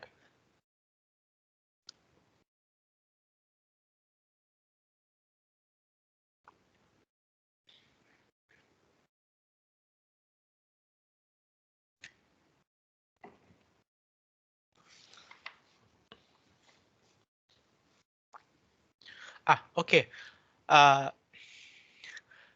now the next unit operation I like to talk about is the sedimentation. In fact, we talk a lot about the sedimentations already. Actually, sedimentations is also occur in the grid chamber, and discrete particles settlings and other types of the settlings. We have 4 types of settlings we have already talked about. The Stokes formula, which established from the force balance, we already have talked about. But now we will go more into the details about the sedimentation tanks that we use to remove the suspended solids from water. So the objectives are, of course, sedimentation tanks. It's the tanks that we allowed the suspended solids heavy enough falling to the bottoms of the chamber due to the gravitational force. So the major objectives is to remove the suspended solids based on just the physical characteristic difference between the solids and the liquids. And for the determinations of the size, we normally used several design criteria.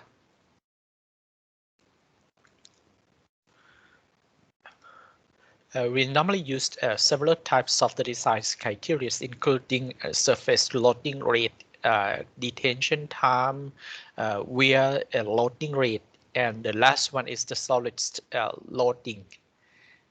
These are 4 major design criteria. Design is the size determination, so you have to find out for how much it should be the size, what should be the diameters if we use the circular types sedimentation tank, and if we use the rectangular type, so what will be the size. So the size can be determined by these 4 design criteria, but the last one, the solid loading, this is not the major criteria. Sometimes we just use to control the suspended solid levels in entering to the sedimentation tank, but the major design criteria are these 3: surface loading rate, detention time, wear loading rate. So we will talk in the details again what are these 3. So for the sedimentation tank, before we goes into the deep detail, the physical characteristic of the sedimentation tank is just like this. So I try to look for the simple photographs. Okay, maybe this one. This is the circular type. In water supply or water treatment, sedimentation tanks are mostly called a califier. They are mostly called a califier, but in wastewater treatment plant, the sedimentation tanks is generally called the sedimentation tank. Okay, only water treatment plant, they recognize the sedimentation tank as the califier. For the circular type, actually this is the circular type, but we just look at there across a section. So water entering to the center of the chamber. This is the influence pi. So it gets into the chambers, to the centers of the chamber, and then it just get over this area. So these areas is the settling areas, sedimentation areas, and then how the water will get out from this tank. In the settling zones, the particles or the suspended particles will settle to the bottoms of the chamber everywhere all over this chamber, and it finally bring to the hopper bottoms by these collector's arms. These collector's arms will push the settled sludge to the centers, to the hopper bottoms here, so that we can withdraw the sludge from these zones. Concentrations of the sludge at the center of the chamber would be very high. So this is the only exit for the sludge, not for the water. The treated water leaving from this chamber by overflowing. Okay, they are leaving from the chamber by overflowing. So the effluent is located at the tops basically. So water just get into the chambers at the center and then goes everywhere all over the settling area, and then leaving the system by overflowing from the chamber. So most of the sedimentation chamber, not most, all of the sedimentation tank, the outlets is where the overflow process. This one is the horizontal basins. Water get out from these basins also by overflowing over this buffer. So it just overflowing. This one also same, overflow before being collected to the effluent pipe, and then discharged to the receiving stream directly. And if it is the water treatment plant, the effluents from the sedimentation tanks will be passed to the filtration chamber again. So these are how the califiers or the sedimentation tank work. For the wastewater, the suspended solids in the wastewater, it does not contain just the heavy particles, but sometimes there are light particles come along with. In that case, light suspended solids may float to the tops of the chamber. So we need to use the equipment called a skimmer to remove all the floating objects. The floating solids we generally call a scum. But the precipitate forms of the solids we generally call the sludge. At the bottoms we call it a sludge. At the tops we call it a scum. So both we need to have the mechanical equipment to remove them. The skimmer it's actually like the equipment when it moved, it actually gradually rotated. Rotation speed is very slow. If we make it fast, this tank will not be the sedimentation tank anymore. It will be a mixing tank. So we want water stable as much as possible. So we need to keep gradual movement. So rotational speed will be very small. So for this skimmer, this skimmer is a kind of the cleaning equipment. all the floating material will be collected by using this skimmer before being dumped into this chamber. This one is the scum through. So for the floating materials will be disposed where this pipe. So this one is the circular tank. So you have to imagine it's a circular tank, but what we really look into it right now, it's just the cross sections of this tank. This one is the horizontal basins. Basically, it's similar to the grid chamber, similar to the grid chambers, but much larger with a different designs criteria. For the wastewater treatment, mostly we use the circular types sedimentation tank, but for the water treatment, water supplying process, we mostly we can use both horizontal types and circular typed. But for the wastewater, there is only one option. Only circular types are the most preferable because the sludge from the wastewater treatment, they are basically biological sludge.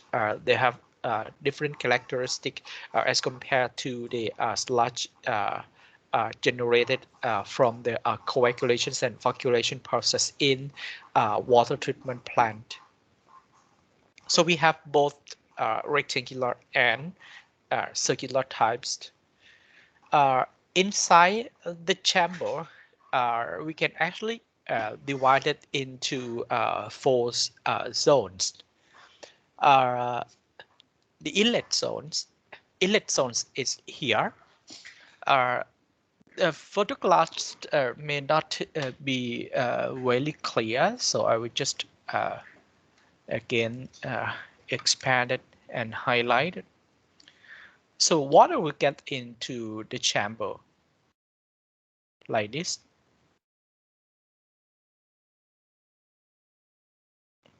And then here there is a buffer.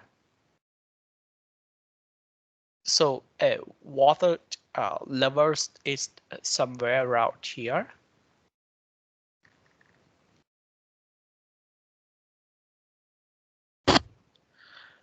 This is the expanded outlet. What is the beneficials? What is the benefits of these types of the inlets? This is the inlet, not the outlet. Sorry, this is the inlets. So what is the beneficial use of these types of the inlets?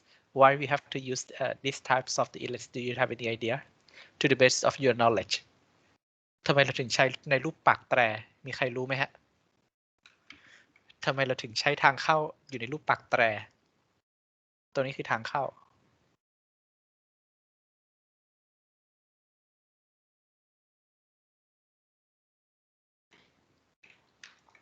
ทำไมเราถึงต้องใช้รูปปากแตรเป็นทางเข้า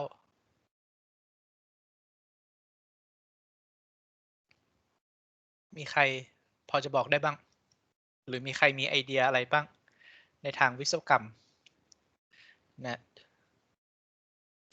PP นี่ใครเนี่ยปรมาพรอยู่ไหมฮะPP ไม่ใช่ปรมาพรเหรอใครเนี่ย พจน์ครับ อ๋อคุณมีไอเดียอะไรยังไงที่ทำไมเขาถึงชอบทำให้เป็นรูปปากแตร no idea ครับ ไอเดียแบบ simple ที่สุดเลยอะนะฮะto the best of your knowledge you have already completed 2 courses like fluid mechanics and hydraulic engineering อันนี้นี่คือแบบเบสิกมากเลยนะทำไมเขาถึงใช้ปากแตร อันนี้ผมก็ไม่รู้นะครับ อันนี้เนี่ยคือ if you really consider the diameters of the pipe of course this is D but if we expand it, the entrance, so it gets bigger. So when it gets bigger, what will happen? So cross-sectional areas is become larger. So the velocities reduced คือความเร็วมันจะลดลงถ้าเกิดว่าคุณทำเป็นแบบขยายพอความเร็วลดลง turbulence ที่เกิดขึ้นในขณะที่น้ำไหลเข้ามาเนี่ยมันก็น้อยลงนะฮะsettling zone เนี่ยนะฮะ we prefer the water has to be stable as much as possible. There shouldn't be any turbulence, otherwise it will disturb the particle settling to the bottoms of the chamber. So we have to try to minimize the turbulence as much as possible. So if we use these types of the entrance, it helps to reduce the velocities when it gets into the chamber. Once the velocity is reduced, turbulence will reduce accordingly. So we have 4 zones in the sedimentation basins. Inlet zones, what I have just talked about is the inlet zones. Settling zones, the settling zone. So where is the settling zones? The settling zones is here.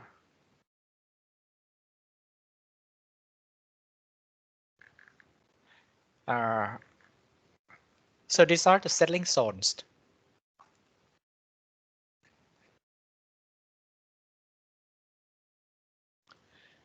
Settling zones is the zones where the actual particle settle to the bottoms of the chambers due to the gravitational force.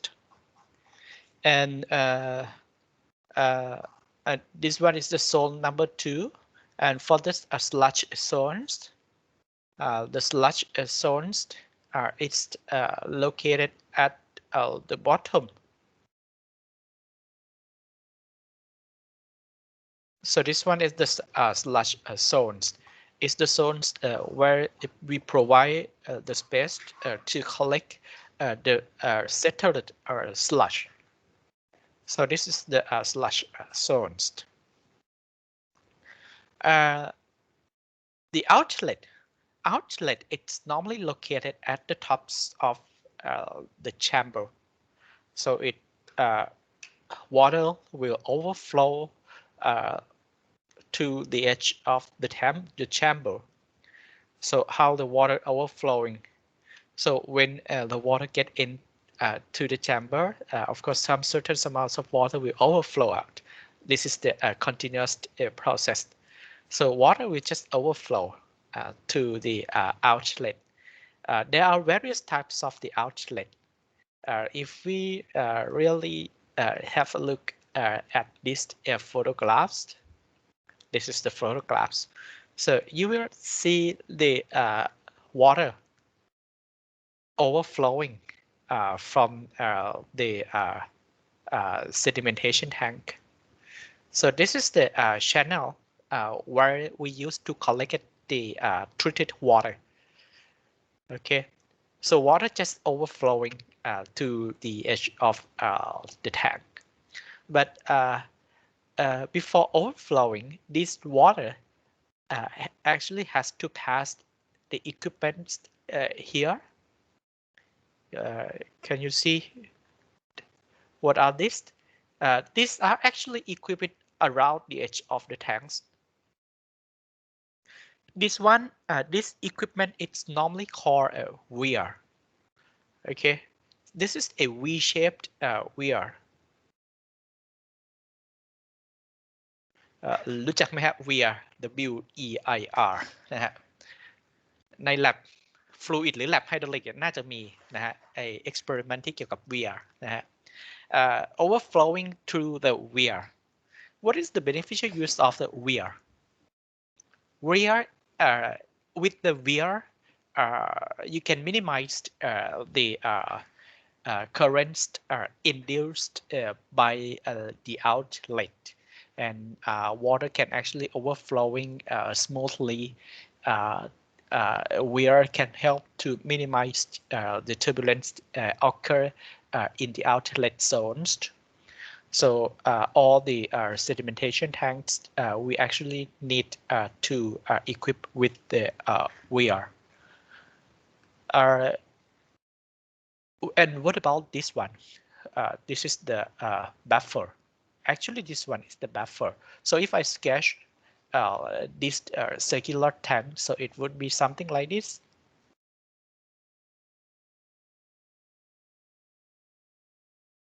This is the inlet. And water just overflowing. And before overflowing, there must be a buffer. This one is the buffer. So water cannot just go directly. Cannot. They have to pass this buffer and then move up, or from different elements, they have to pass to these buffers before moving out like this. What is the beneficial use of this buffer? So it prevents the scum. Okay, there might be a floating scum. So if there's a buffer, then the scum will not leave this chamber along with the effluents. And it also helps to prevent the currents induced by the outlet. So if lots of water flowing, of course, there might be some currents occur, which pull all the suspended particle going out along with the outlet. So this is actually not good for the particles which are ready to settle to the bottoms of the chamber. So the outlet is basically located here. But remember, this one is the circular tank. So water overflowing in every direction. Okay. So this is how the sedimentation tanks work. But for the rectangular chamber, it may overflows at the ends of the chamber. Rectangular chambers of the horizontal sedimentation tank, it would be similar to the idea of Greek chambers designs, but it's not similar. It's similar, but it's not the same in every aspect. Here it is also the circular types. You can see around this tank, it's equipped with weir, and here there's arms. I think this would be a scum, and also the sludge collector's arm, which gradually move around this tank. So this is probably at the end of the horizontal or sedimentation tank. So these are the outlet channel, and even the outlet channels for the horizontal tanks, we still have to equip with the weir. Water has to overflowing over the weir like this. So this is how we used the weir to minimize the turbulence in the settling zones of the sedimentation process, sedimentation tank. Sometimes engineers, they actually prefer to use the lauder instead of the weir. I mean, for the exits, for the effluents. The lauders is this one, as you can see it from the figures. So how it works, how does it look like? it looked like they use the large pipe and make a hole. So they make the holes. This one is the hole. So water just flow over the hole and being collected in the pipe.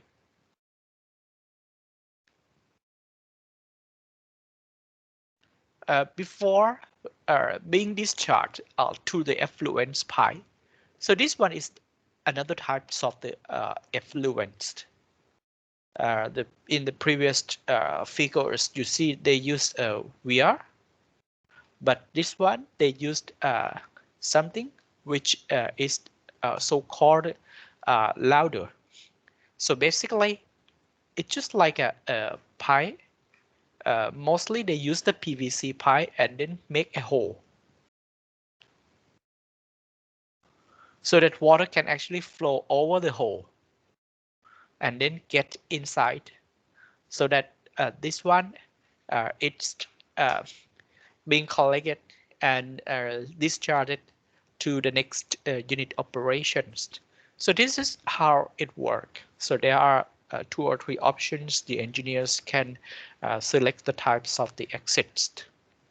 But to me, using a weir is more preferable because it's the simple. So there is no need to concerns about the clocking. But if you use the lauder, if you make a too small a hole, there is a lot of chance to get clogged, and finally this hole cannot be used anymore until we clean it. Okay, so these are the how the sedimentation process look like. Okay, so then we come back to the theory. Now you can figure out the how the sedimentation tank work. So for the sedimentation tanks, so just think about the rectangular basins, like what we have been doing with the grid chamber.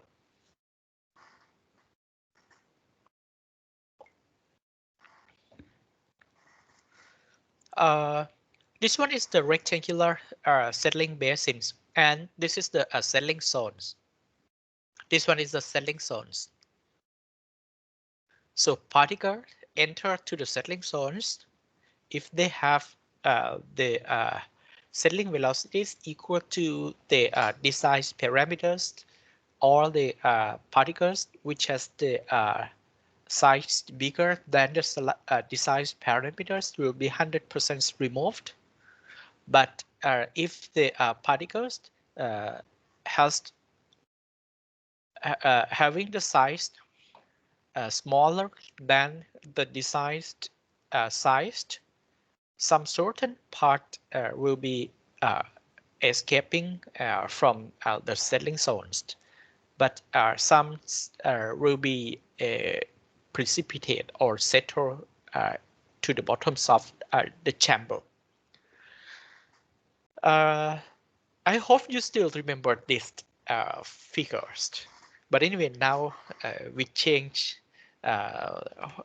for the to the settling basins, not grid chambers anymore.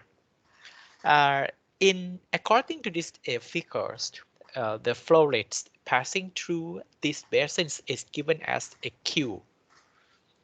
Then the depth is given as H. Length is given as L. U is the horizontal velocities, and the settling velocities is, of course, Vs. So these are all the abbreviations we used to analyze these settling basins. According to these figures, which you already familiar, I assume that you're already familiar with these figures. If you don't familiar, you have to go back and watch the clips while we were discussing about the chamber.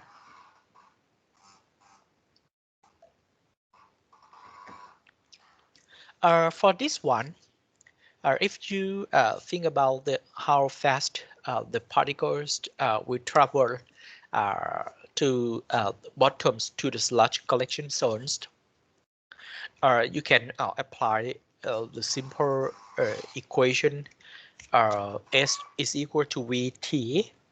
But in here, we consider the particle settled to the bottoms of the chamber.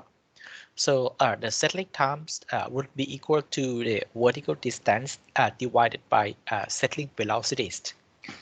Remember that this relationship we actually based on S is equal to VT. The distance is equal to the flow rates into the time.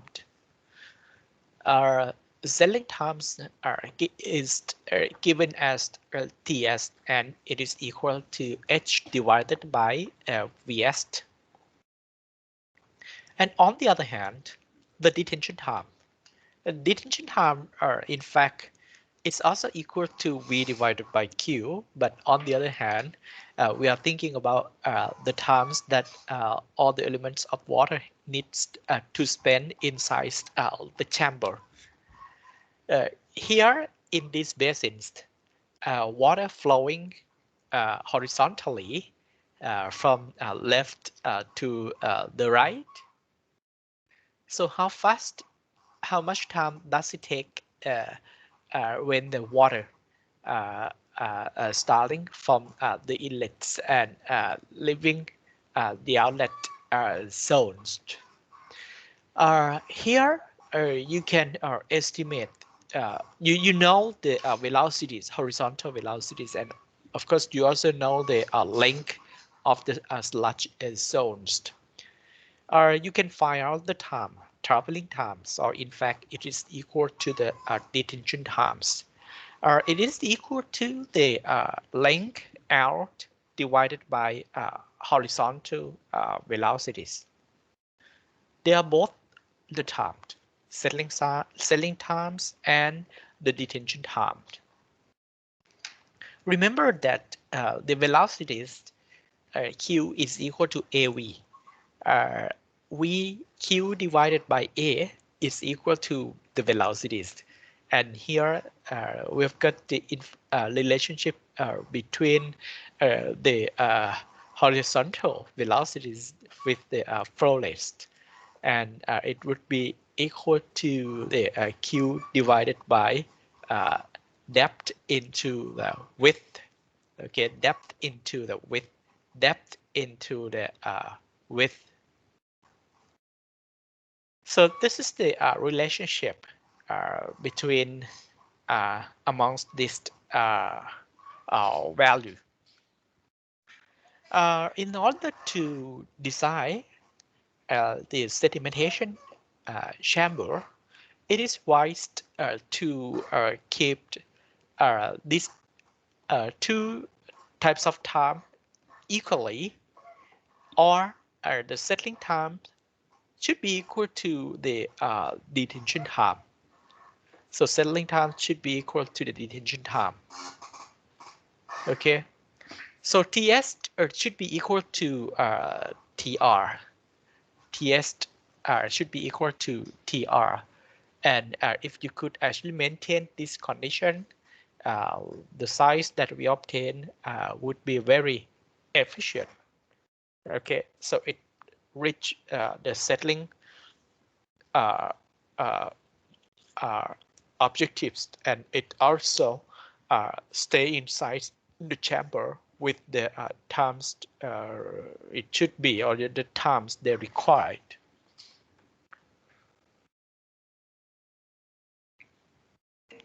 So particles settle to the bottoms of the chamber with the velocities Vs.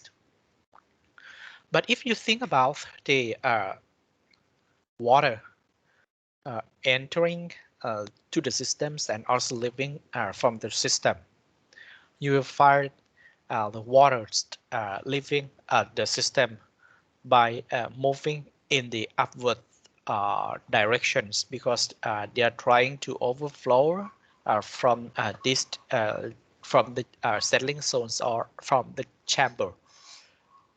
Particles is trying to move down with the settling velocities Vs, but water try to move up with the settling velocities, not settling velocities, with the velocities given as VO. Okay, this is the water movement directions, but this one is the particles movement direction. So it try to go to the bottoms of the chamber, but water try to overflow. Overflow means it move up.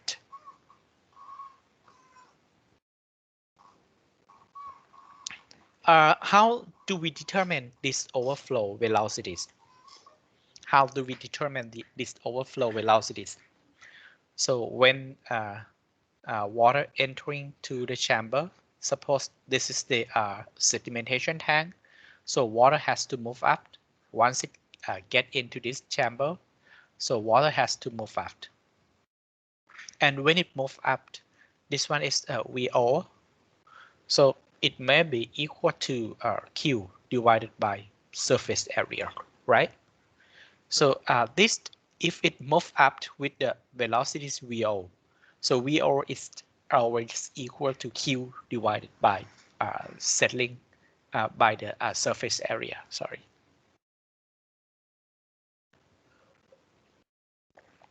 But anyway, these are just the particles which try to move down to the bottoms, while the settling velocity, while the overflow velocities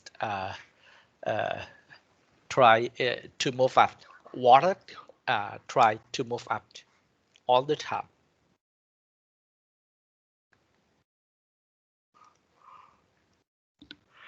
Okay, so instead of settling velocities, if we put the velocities as the VO, so if we assume Vs is equal to VO, so according to this relationship, TR is equal to the TS, and this will be equal only when Vs is equal to VO. VO is the overflow velocities. VO is the overflow velocities. Okay, this one.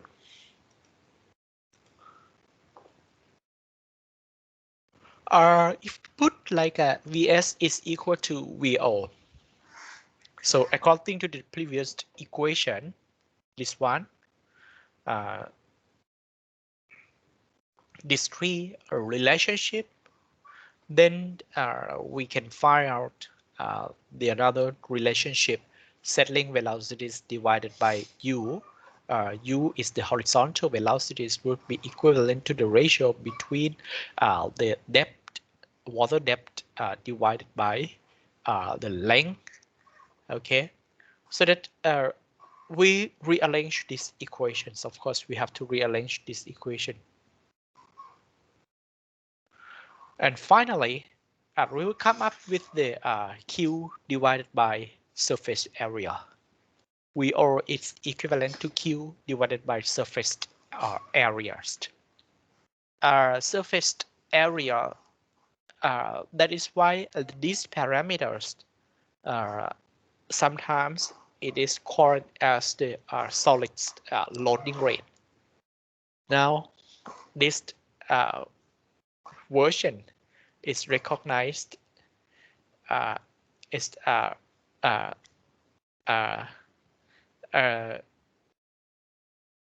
VO. It's equal to Q divided by surface areas. Okay. So after rearrange and substitute the values obtained from this relationship, you will get the overflow rates like this. And this overflow rate is equal to Q divided by surface area. So according to this VO, it's called the overflow rates. Sometimes it recognizes as the surface overflow rate. Sometimes it recognized as the solid loading rate. So there are many terms that can represent the values of VO. Anyway, if you really have a look at this relationship, you will find the settling of the particles will occur at a higher efficiency or lower efficiency depends on the values of the VO. If we substitute, if we used VO instead of VS, then we come up with the VO equal to Q divided by over the surface area. This Q divided by surface area, this one is called the overflow rate. The removal efficiency is solely a function of VO. And if it is like that, it means that the particles can actually settle in the sedimentation tanks when the tank has the larger surface area, no matter the depth is small or thick or long. Okay, so this is the characteristic of the sedimentation chamber. The removal efficiency is solely the functions of the overflow rate. Why? We can prove it like this. So this is the settling zone. This one is the settling zone.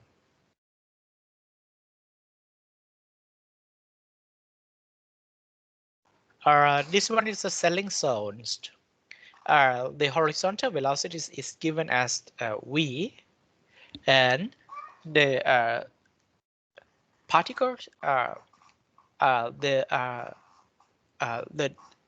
this sedimentation tank is decided by given Vs is equal to Vo, and the sedimentation tanks usually refers to the Vo as the design settling velocities. So here, if the particles with the size smaller than the designed size, so it has the settling velocities given as V, a small v. This one is the overflow rate for this chamber. If you still remember, you can find out the percentage of removal. So if this particle which has the size smaller than the designed size, so all this will not precipitate in the sludge zones, but only the particles entering to the zones here can actually precipitate. You can find out the percentage of removal by taking settling velocities divided by settling velocities of the designed slush, designed suspended particle.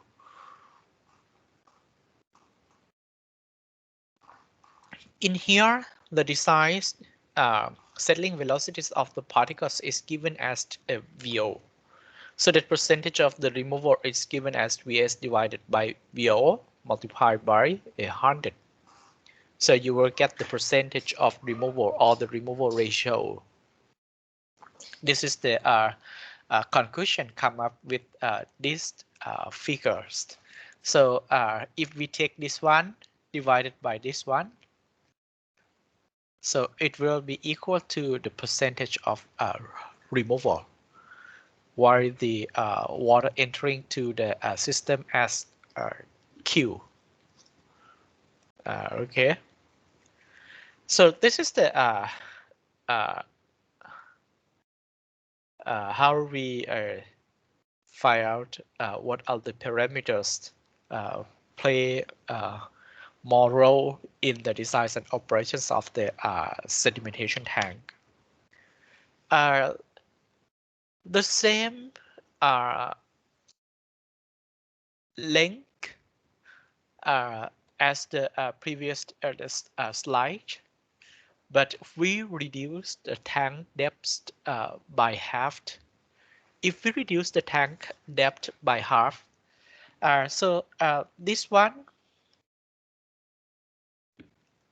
the flow rates entering to this chamber is still given as Q, but the tank depth previously it was something like this, but now they already remove it. Only half depth is maintained. So in this case, just imagine the depth is shortened. The depth is shortened. So this is the directions of the flows, and then the width is given as W. So if you take Q divided by depth into the width, the depth becomes only 1 over 2 depth into the width. So what will happen in this case? So this will be equal to twice the original values. Therefore, the horizontal velocities becomes twice. So according to these figures, if you really take a look at the ratio of Vs divided by Vo, if you want to determine the ratio between Vs divided by Vo, you will find all are same. Okay, all are same. So we reduce the depth of the sedimentation tanks by half, but it doesn't help to improve the settling velocities. Okay, so if we want to improve the settling velocities, so how can we do?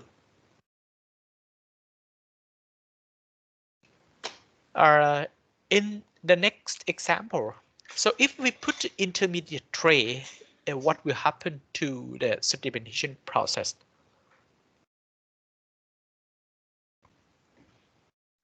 The intermediate tray. This one, we just reduce the tank depth by half. This one, if we reduced the not reduce, if we put the intermediate tray in between, the flow rates become entering flow, it's a Q. But if we divide it like this, so just half of the flows will goes to the top sections, and then another half of the flow will goes to the bottom sections. And this is the designed value, designed Vs settling velocities, which are supposed to be equal to Vo. So if we divide it into two sections, so the flows will also be divided accordingly. So if you determine they are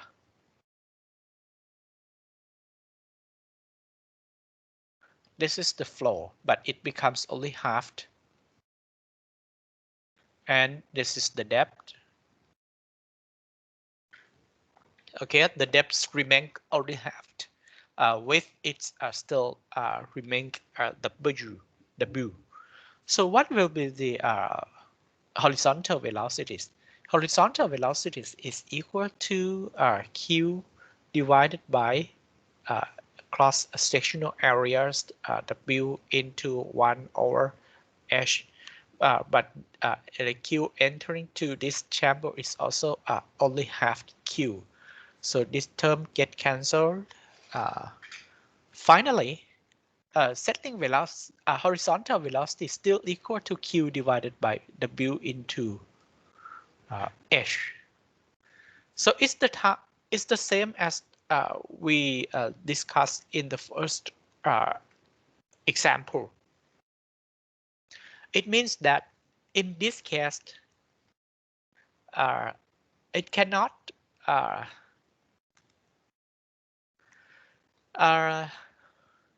ไปไหนละ okay, so in this one, so horizontal velocities never change, but if you have a look at the overflow rates, so what will happen to the overflow rates if we put the intermediate traits in between? Overflow rates is this flow in the upward directions.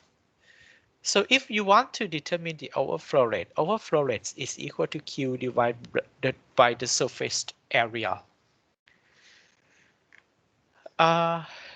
This one, as we have the flow becomes only half the flow rates. The surface area is the same. Surface area never change. So now the overflow velocities become only half of the original flow. Half of the original flow. So what do we learn it from this analysis? In this analysis, it can we come up with the conclusion that the efficiencies of removal only depends on the surface area, not depends on the depth. Okay, so if we make it like this, we can reduce the surface overflow rate. So once the surface overflow rate is reduced, then we can increase the efficiencies of removal. So these are the beneficial use of the putting some settling tray in between. Okay, so the removal ratio is double if we put like a tray in between. So why it is double? So just imagine this is the settling velocities, and then water is supposed to hold these particles in the chamber, but anyway it moved up with the original flow rate VO. But now if we could the particles they are settling with the same settling velocities, but if we could cut this one or make it lower, make it smaller, the efficiencies of removal will be increased somehow if we make it smaller. So instead of VO, now it becomes just only half of VO. So the efficiencies of removal will be double in this case. This is the explanations of why the removal efficiencies of the settling basins is solely depending on the surface area, not depends on the depth. So if I asked you, these are the chamber.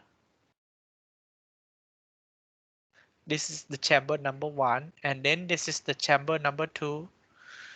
So if we allow the water containing some solids precipitated inside, so number 1 or number 2 will yield more removal efficiency.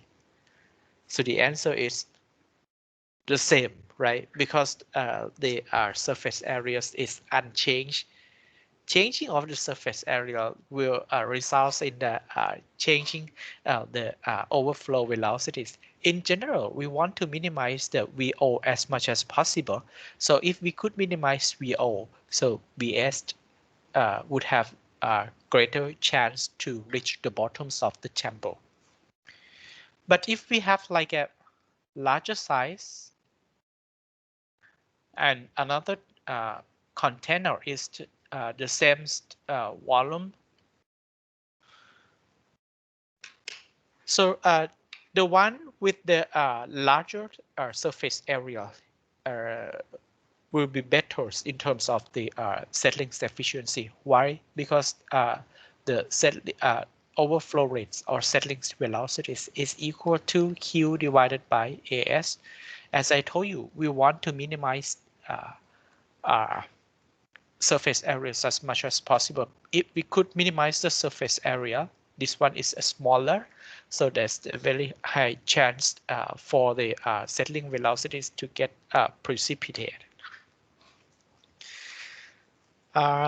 Okay, so this is basically how we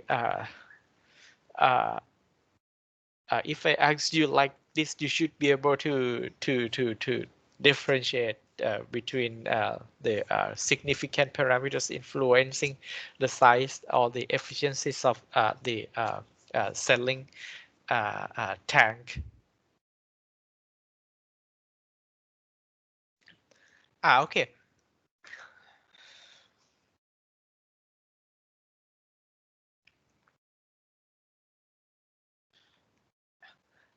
So this one is for the rectangular shape, but now let us have a look at the circular types. The circular types is also the same as the rectangular shape, but the only thing is maybe the way to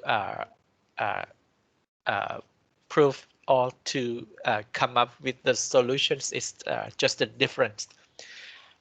So as I told you, the inlet is located at the center. The inlet is located at the centers, and then it moves out everywhere in the radius direction. So we can say that this one is just the cross sections of half of the tanks. Okay, so this one is just a cross sectional cross sections area. So water moves to the edge of the tanks with the horizontal velocity u, and then settle to the bottoms of the tank with the velocities vs, like this. This is the trajectory lines of movement.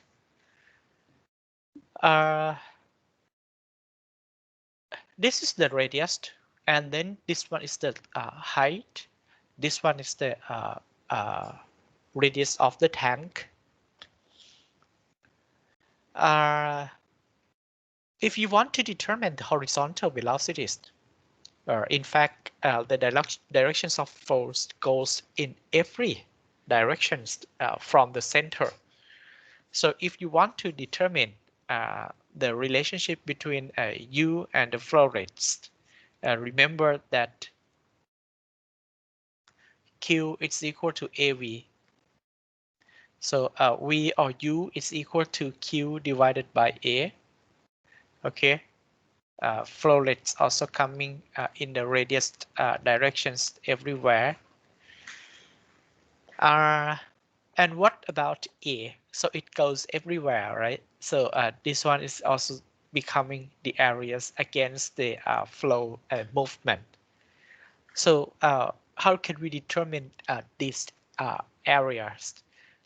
So around this, the distance is 2 pi r, and then the height is given as h. So if you take the surrounding lines multiplied by the depth, you will get like the rectangular areas. So it's equal to 2 pi r h. This one is the areas. Finally, we can find out. and the slope of this curve, which is the trajectory lines of the these particles, is identified as the dh by dr. Some small differential elements here. dh by dr. H, remember that h is the depth and then r is the diameter. So how can we solve for this equation? You just put this into this equation, and then performing the differential, integration. Finally, you will get the depth equal to this one, and finally this one, and at the end this one. So just have a look at the end.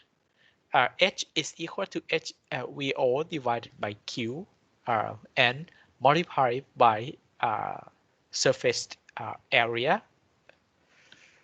So hydrogens get cancelled. So finally, we still get the overflow rate for the circular tanks equal to Q divided by surface area anyway. Okay, so it's the same thing. Even the circular chamber still the efficiencies of removal is solely depending on the surface area. Okay, that is what we learned from these 4 or 5 slides. The depth of the tanks is equal to V into the detention times RT.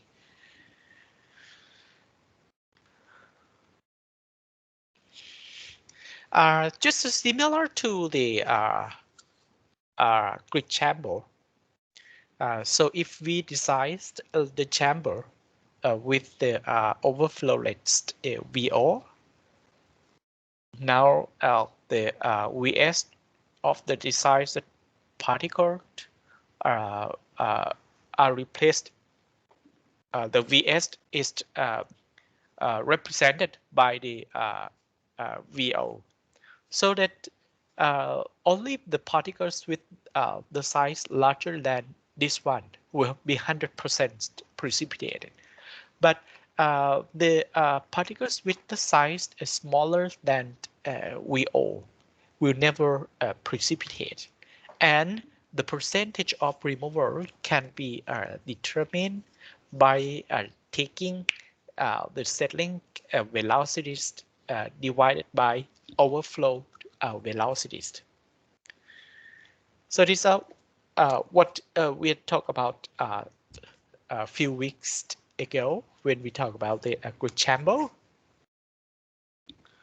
So in order to determine the fraction removed, the sedimentation tank we designed and used the VO instead of VS, and this design rate, the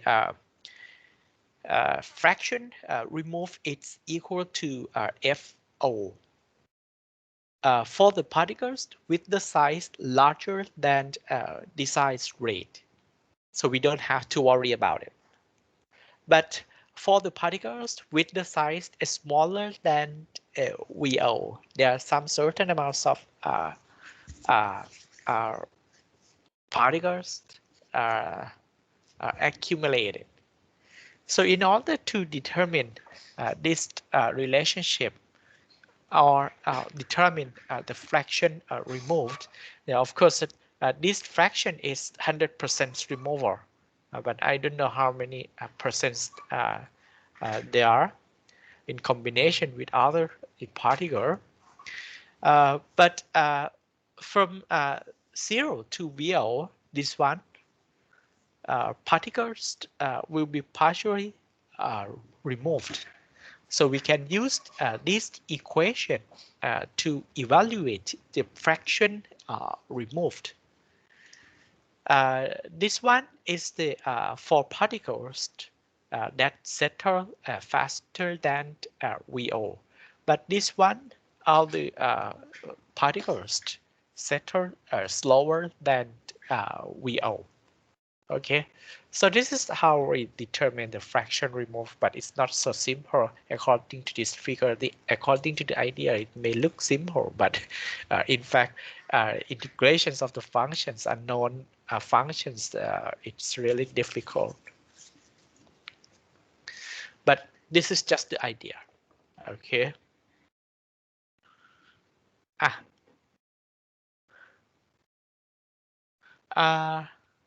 As I told you, the overflow velocity.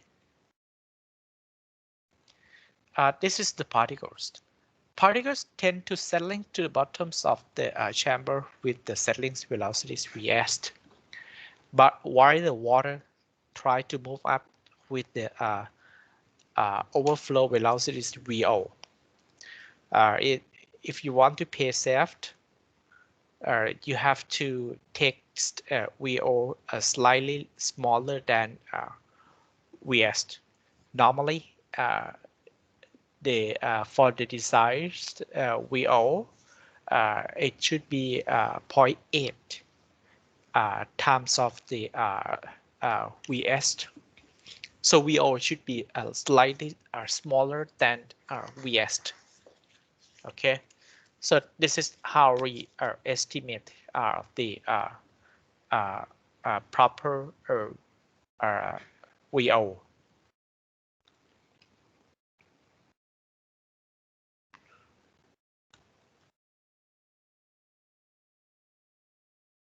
These are list of the design criteria.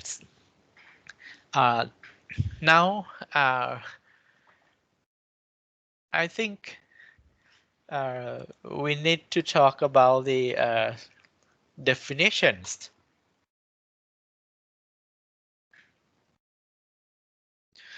These are the definitions relevant to the design of the horizontal flow sedimentation tank. Remember that this is the horizontal flow, not the circular tank.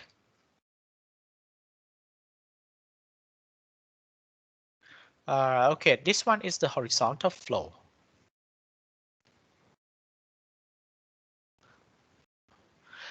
So these are the list of the parameters governing the design of the horizontal flow sedimentation tank, surface loading rate, horizontal velocities, water depth, detention time, weir loading rate, and then the solids loading rate. The terms may be a little bit complicated, but if you really look at the solids loading rate, you will understand how does this unit comes. How does it comes? How we obtain the surface loading rate? The surface loading rate according to the unit. The unit is cubic meters per square meters per day. In fact, it should be like meters per day, but we don't use this format. We like to use to write like this: cubic meters per square meters per day. We like this. According to the unit, you should automatically know that the surface loading rate is equal to the flow rates divided by surface area.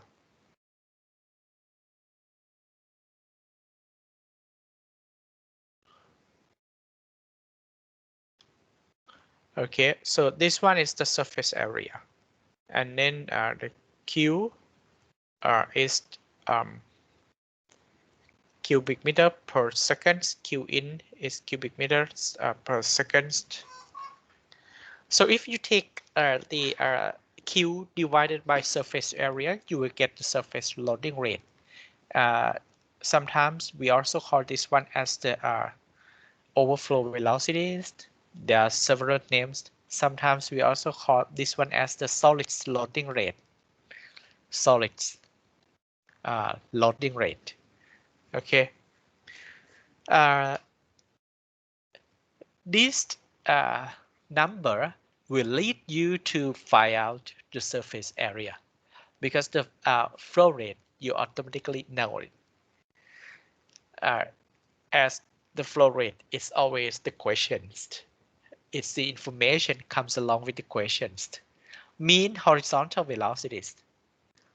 For the horizontal flows, this is the horizontal flow, but this one is the circular, but it doesn't matter. So I just want to explain it's equal to the flow rates divided by the surface area. So for the horizontal flow,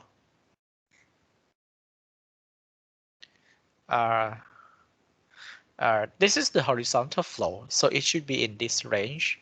Water depth should be in this range, 2 to 3 meters. Detention time should be around 2 to 4 hours. Weir loading rate. What is weir loading rate? Weir loading rate is equal to Q divided by weir length. So for the circular tanks, weir length is equal to 2 pi r because we equip a weir around the edge of the tanks. But for the rectangular chamber, we may equip the weir. We may make a channels like this, and then we find out what should be the length of weir by using this criteria. So this criteria will help you to determine the length of weir. Solids loading rate, it's not common to use for the designs of the sedimentation tank, but it is mostly used in the designs of the sludge thickener. But according to this, you should be able to know that it's come from Q into the suspended solids and then divided by this is a square meters. Like if it is the square meters, it should be a surface area. Okay. So this is the how we used the information to find out the size of the sedimentation chamber.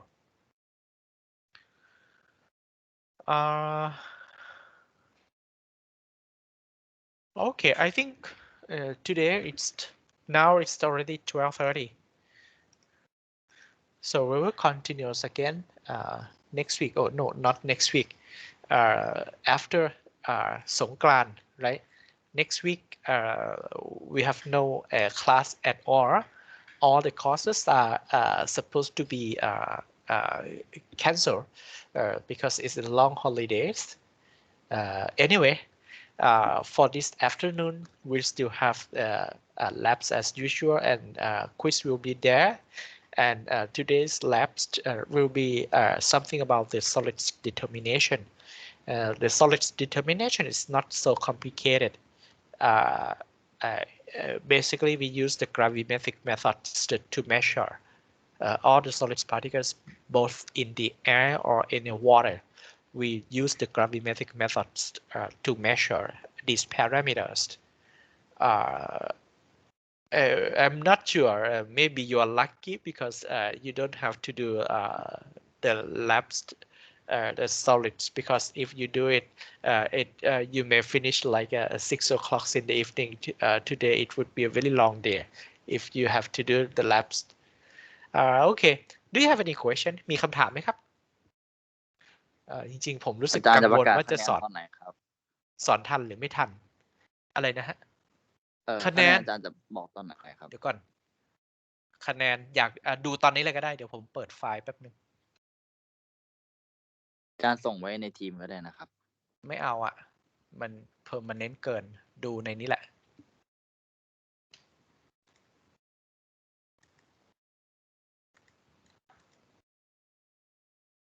โอเคเดี๋ยวนะฮะ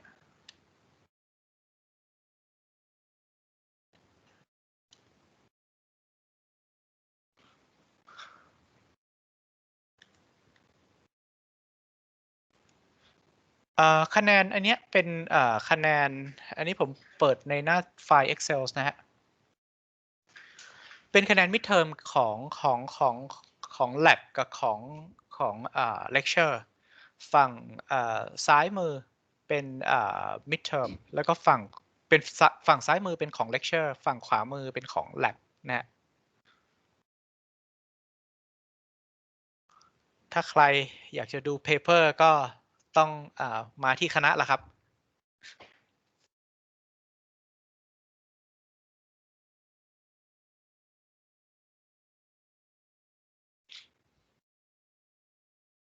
ฝั่งไหนเป็นของ lab นะคะ ไอ้ที่มีสีเนี่ยเป็น lab เพราะว่าสีนี่คือแบ่งตามกลุ่มฝั่งนี้เป็น lab จริงๆแล้วมีคอลัมน์ไอ้นี่ผมทำให้ดูเป็นraw score กับไอ้ตัวที่แปลงออกมาเป็นไอ้เปอร์เซ็นต์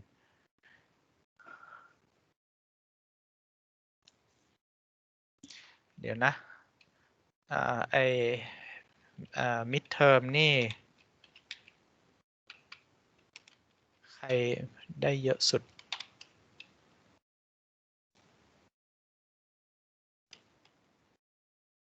46เยอะที่สุดนะฮะ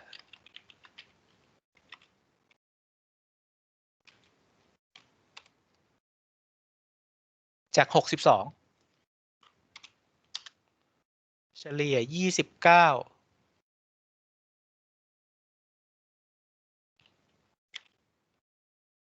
ส่วนlab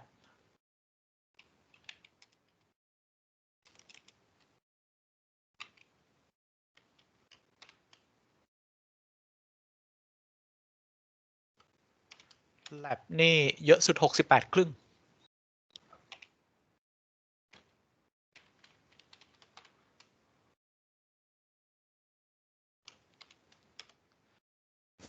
เฉลี่ย38.3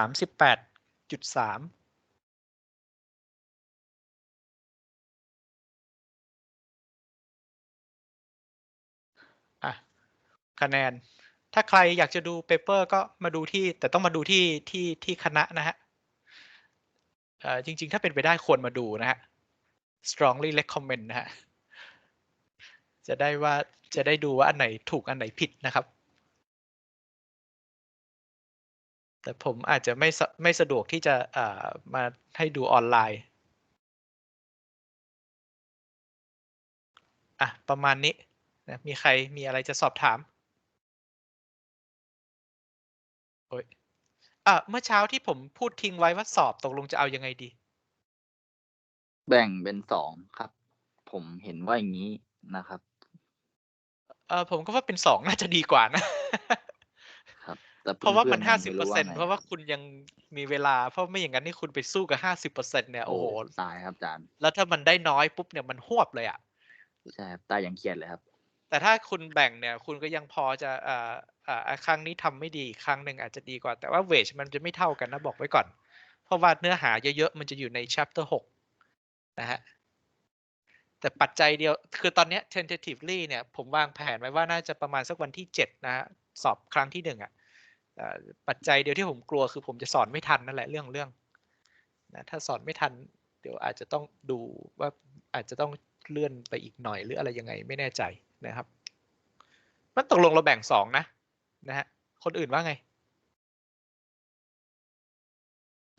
แบ่ง2ค่ะอาจารย์แบ่ง2นะฮะใครได้เยอะสุดเนี่ย210นี่ใครเอ่ยถ้าเป็นวิชาเลคเชอร์210นี่ใครอ่ะ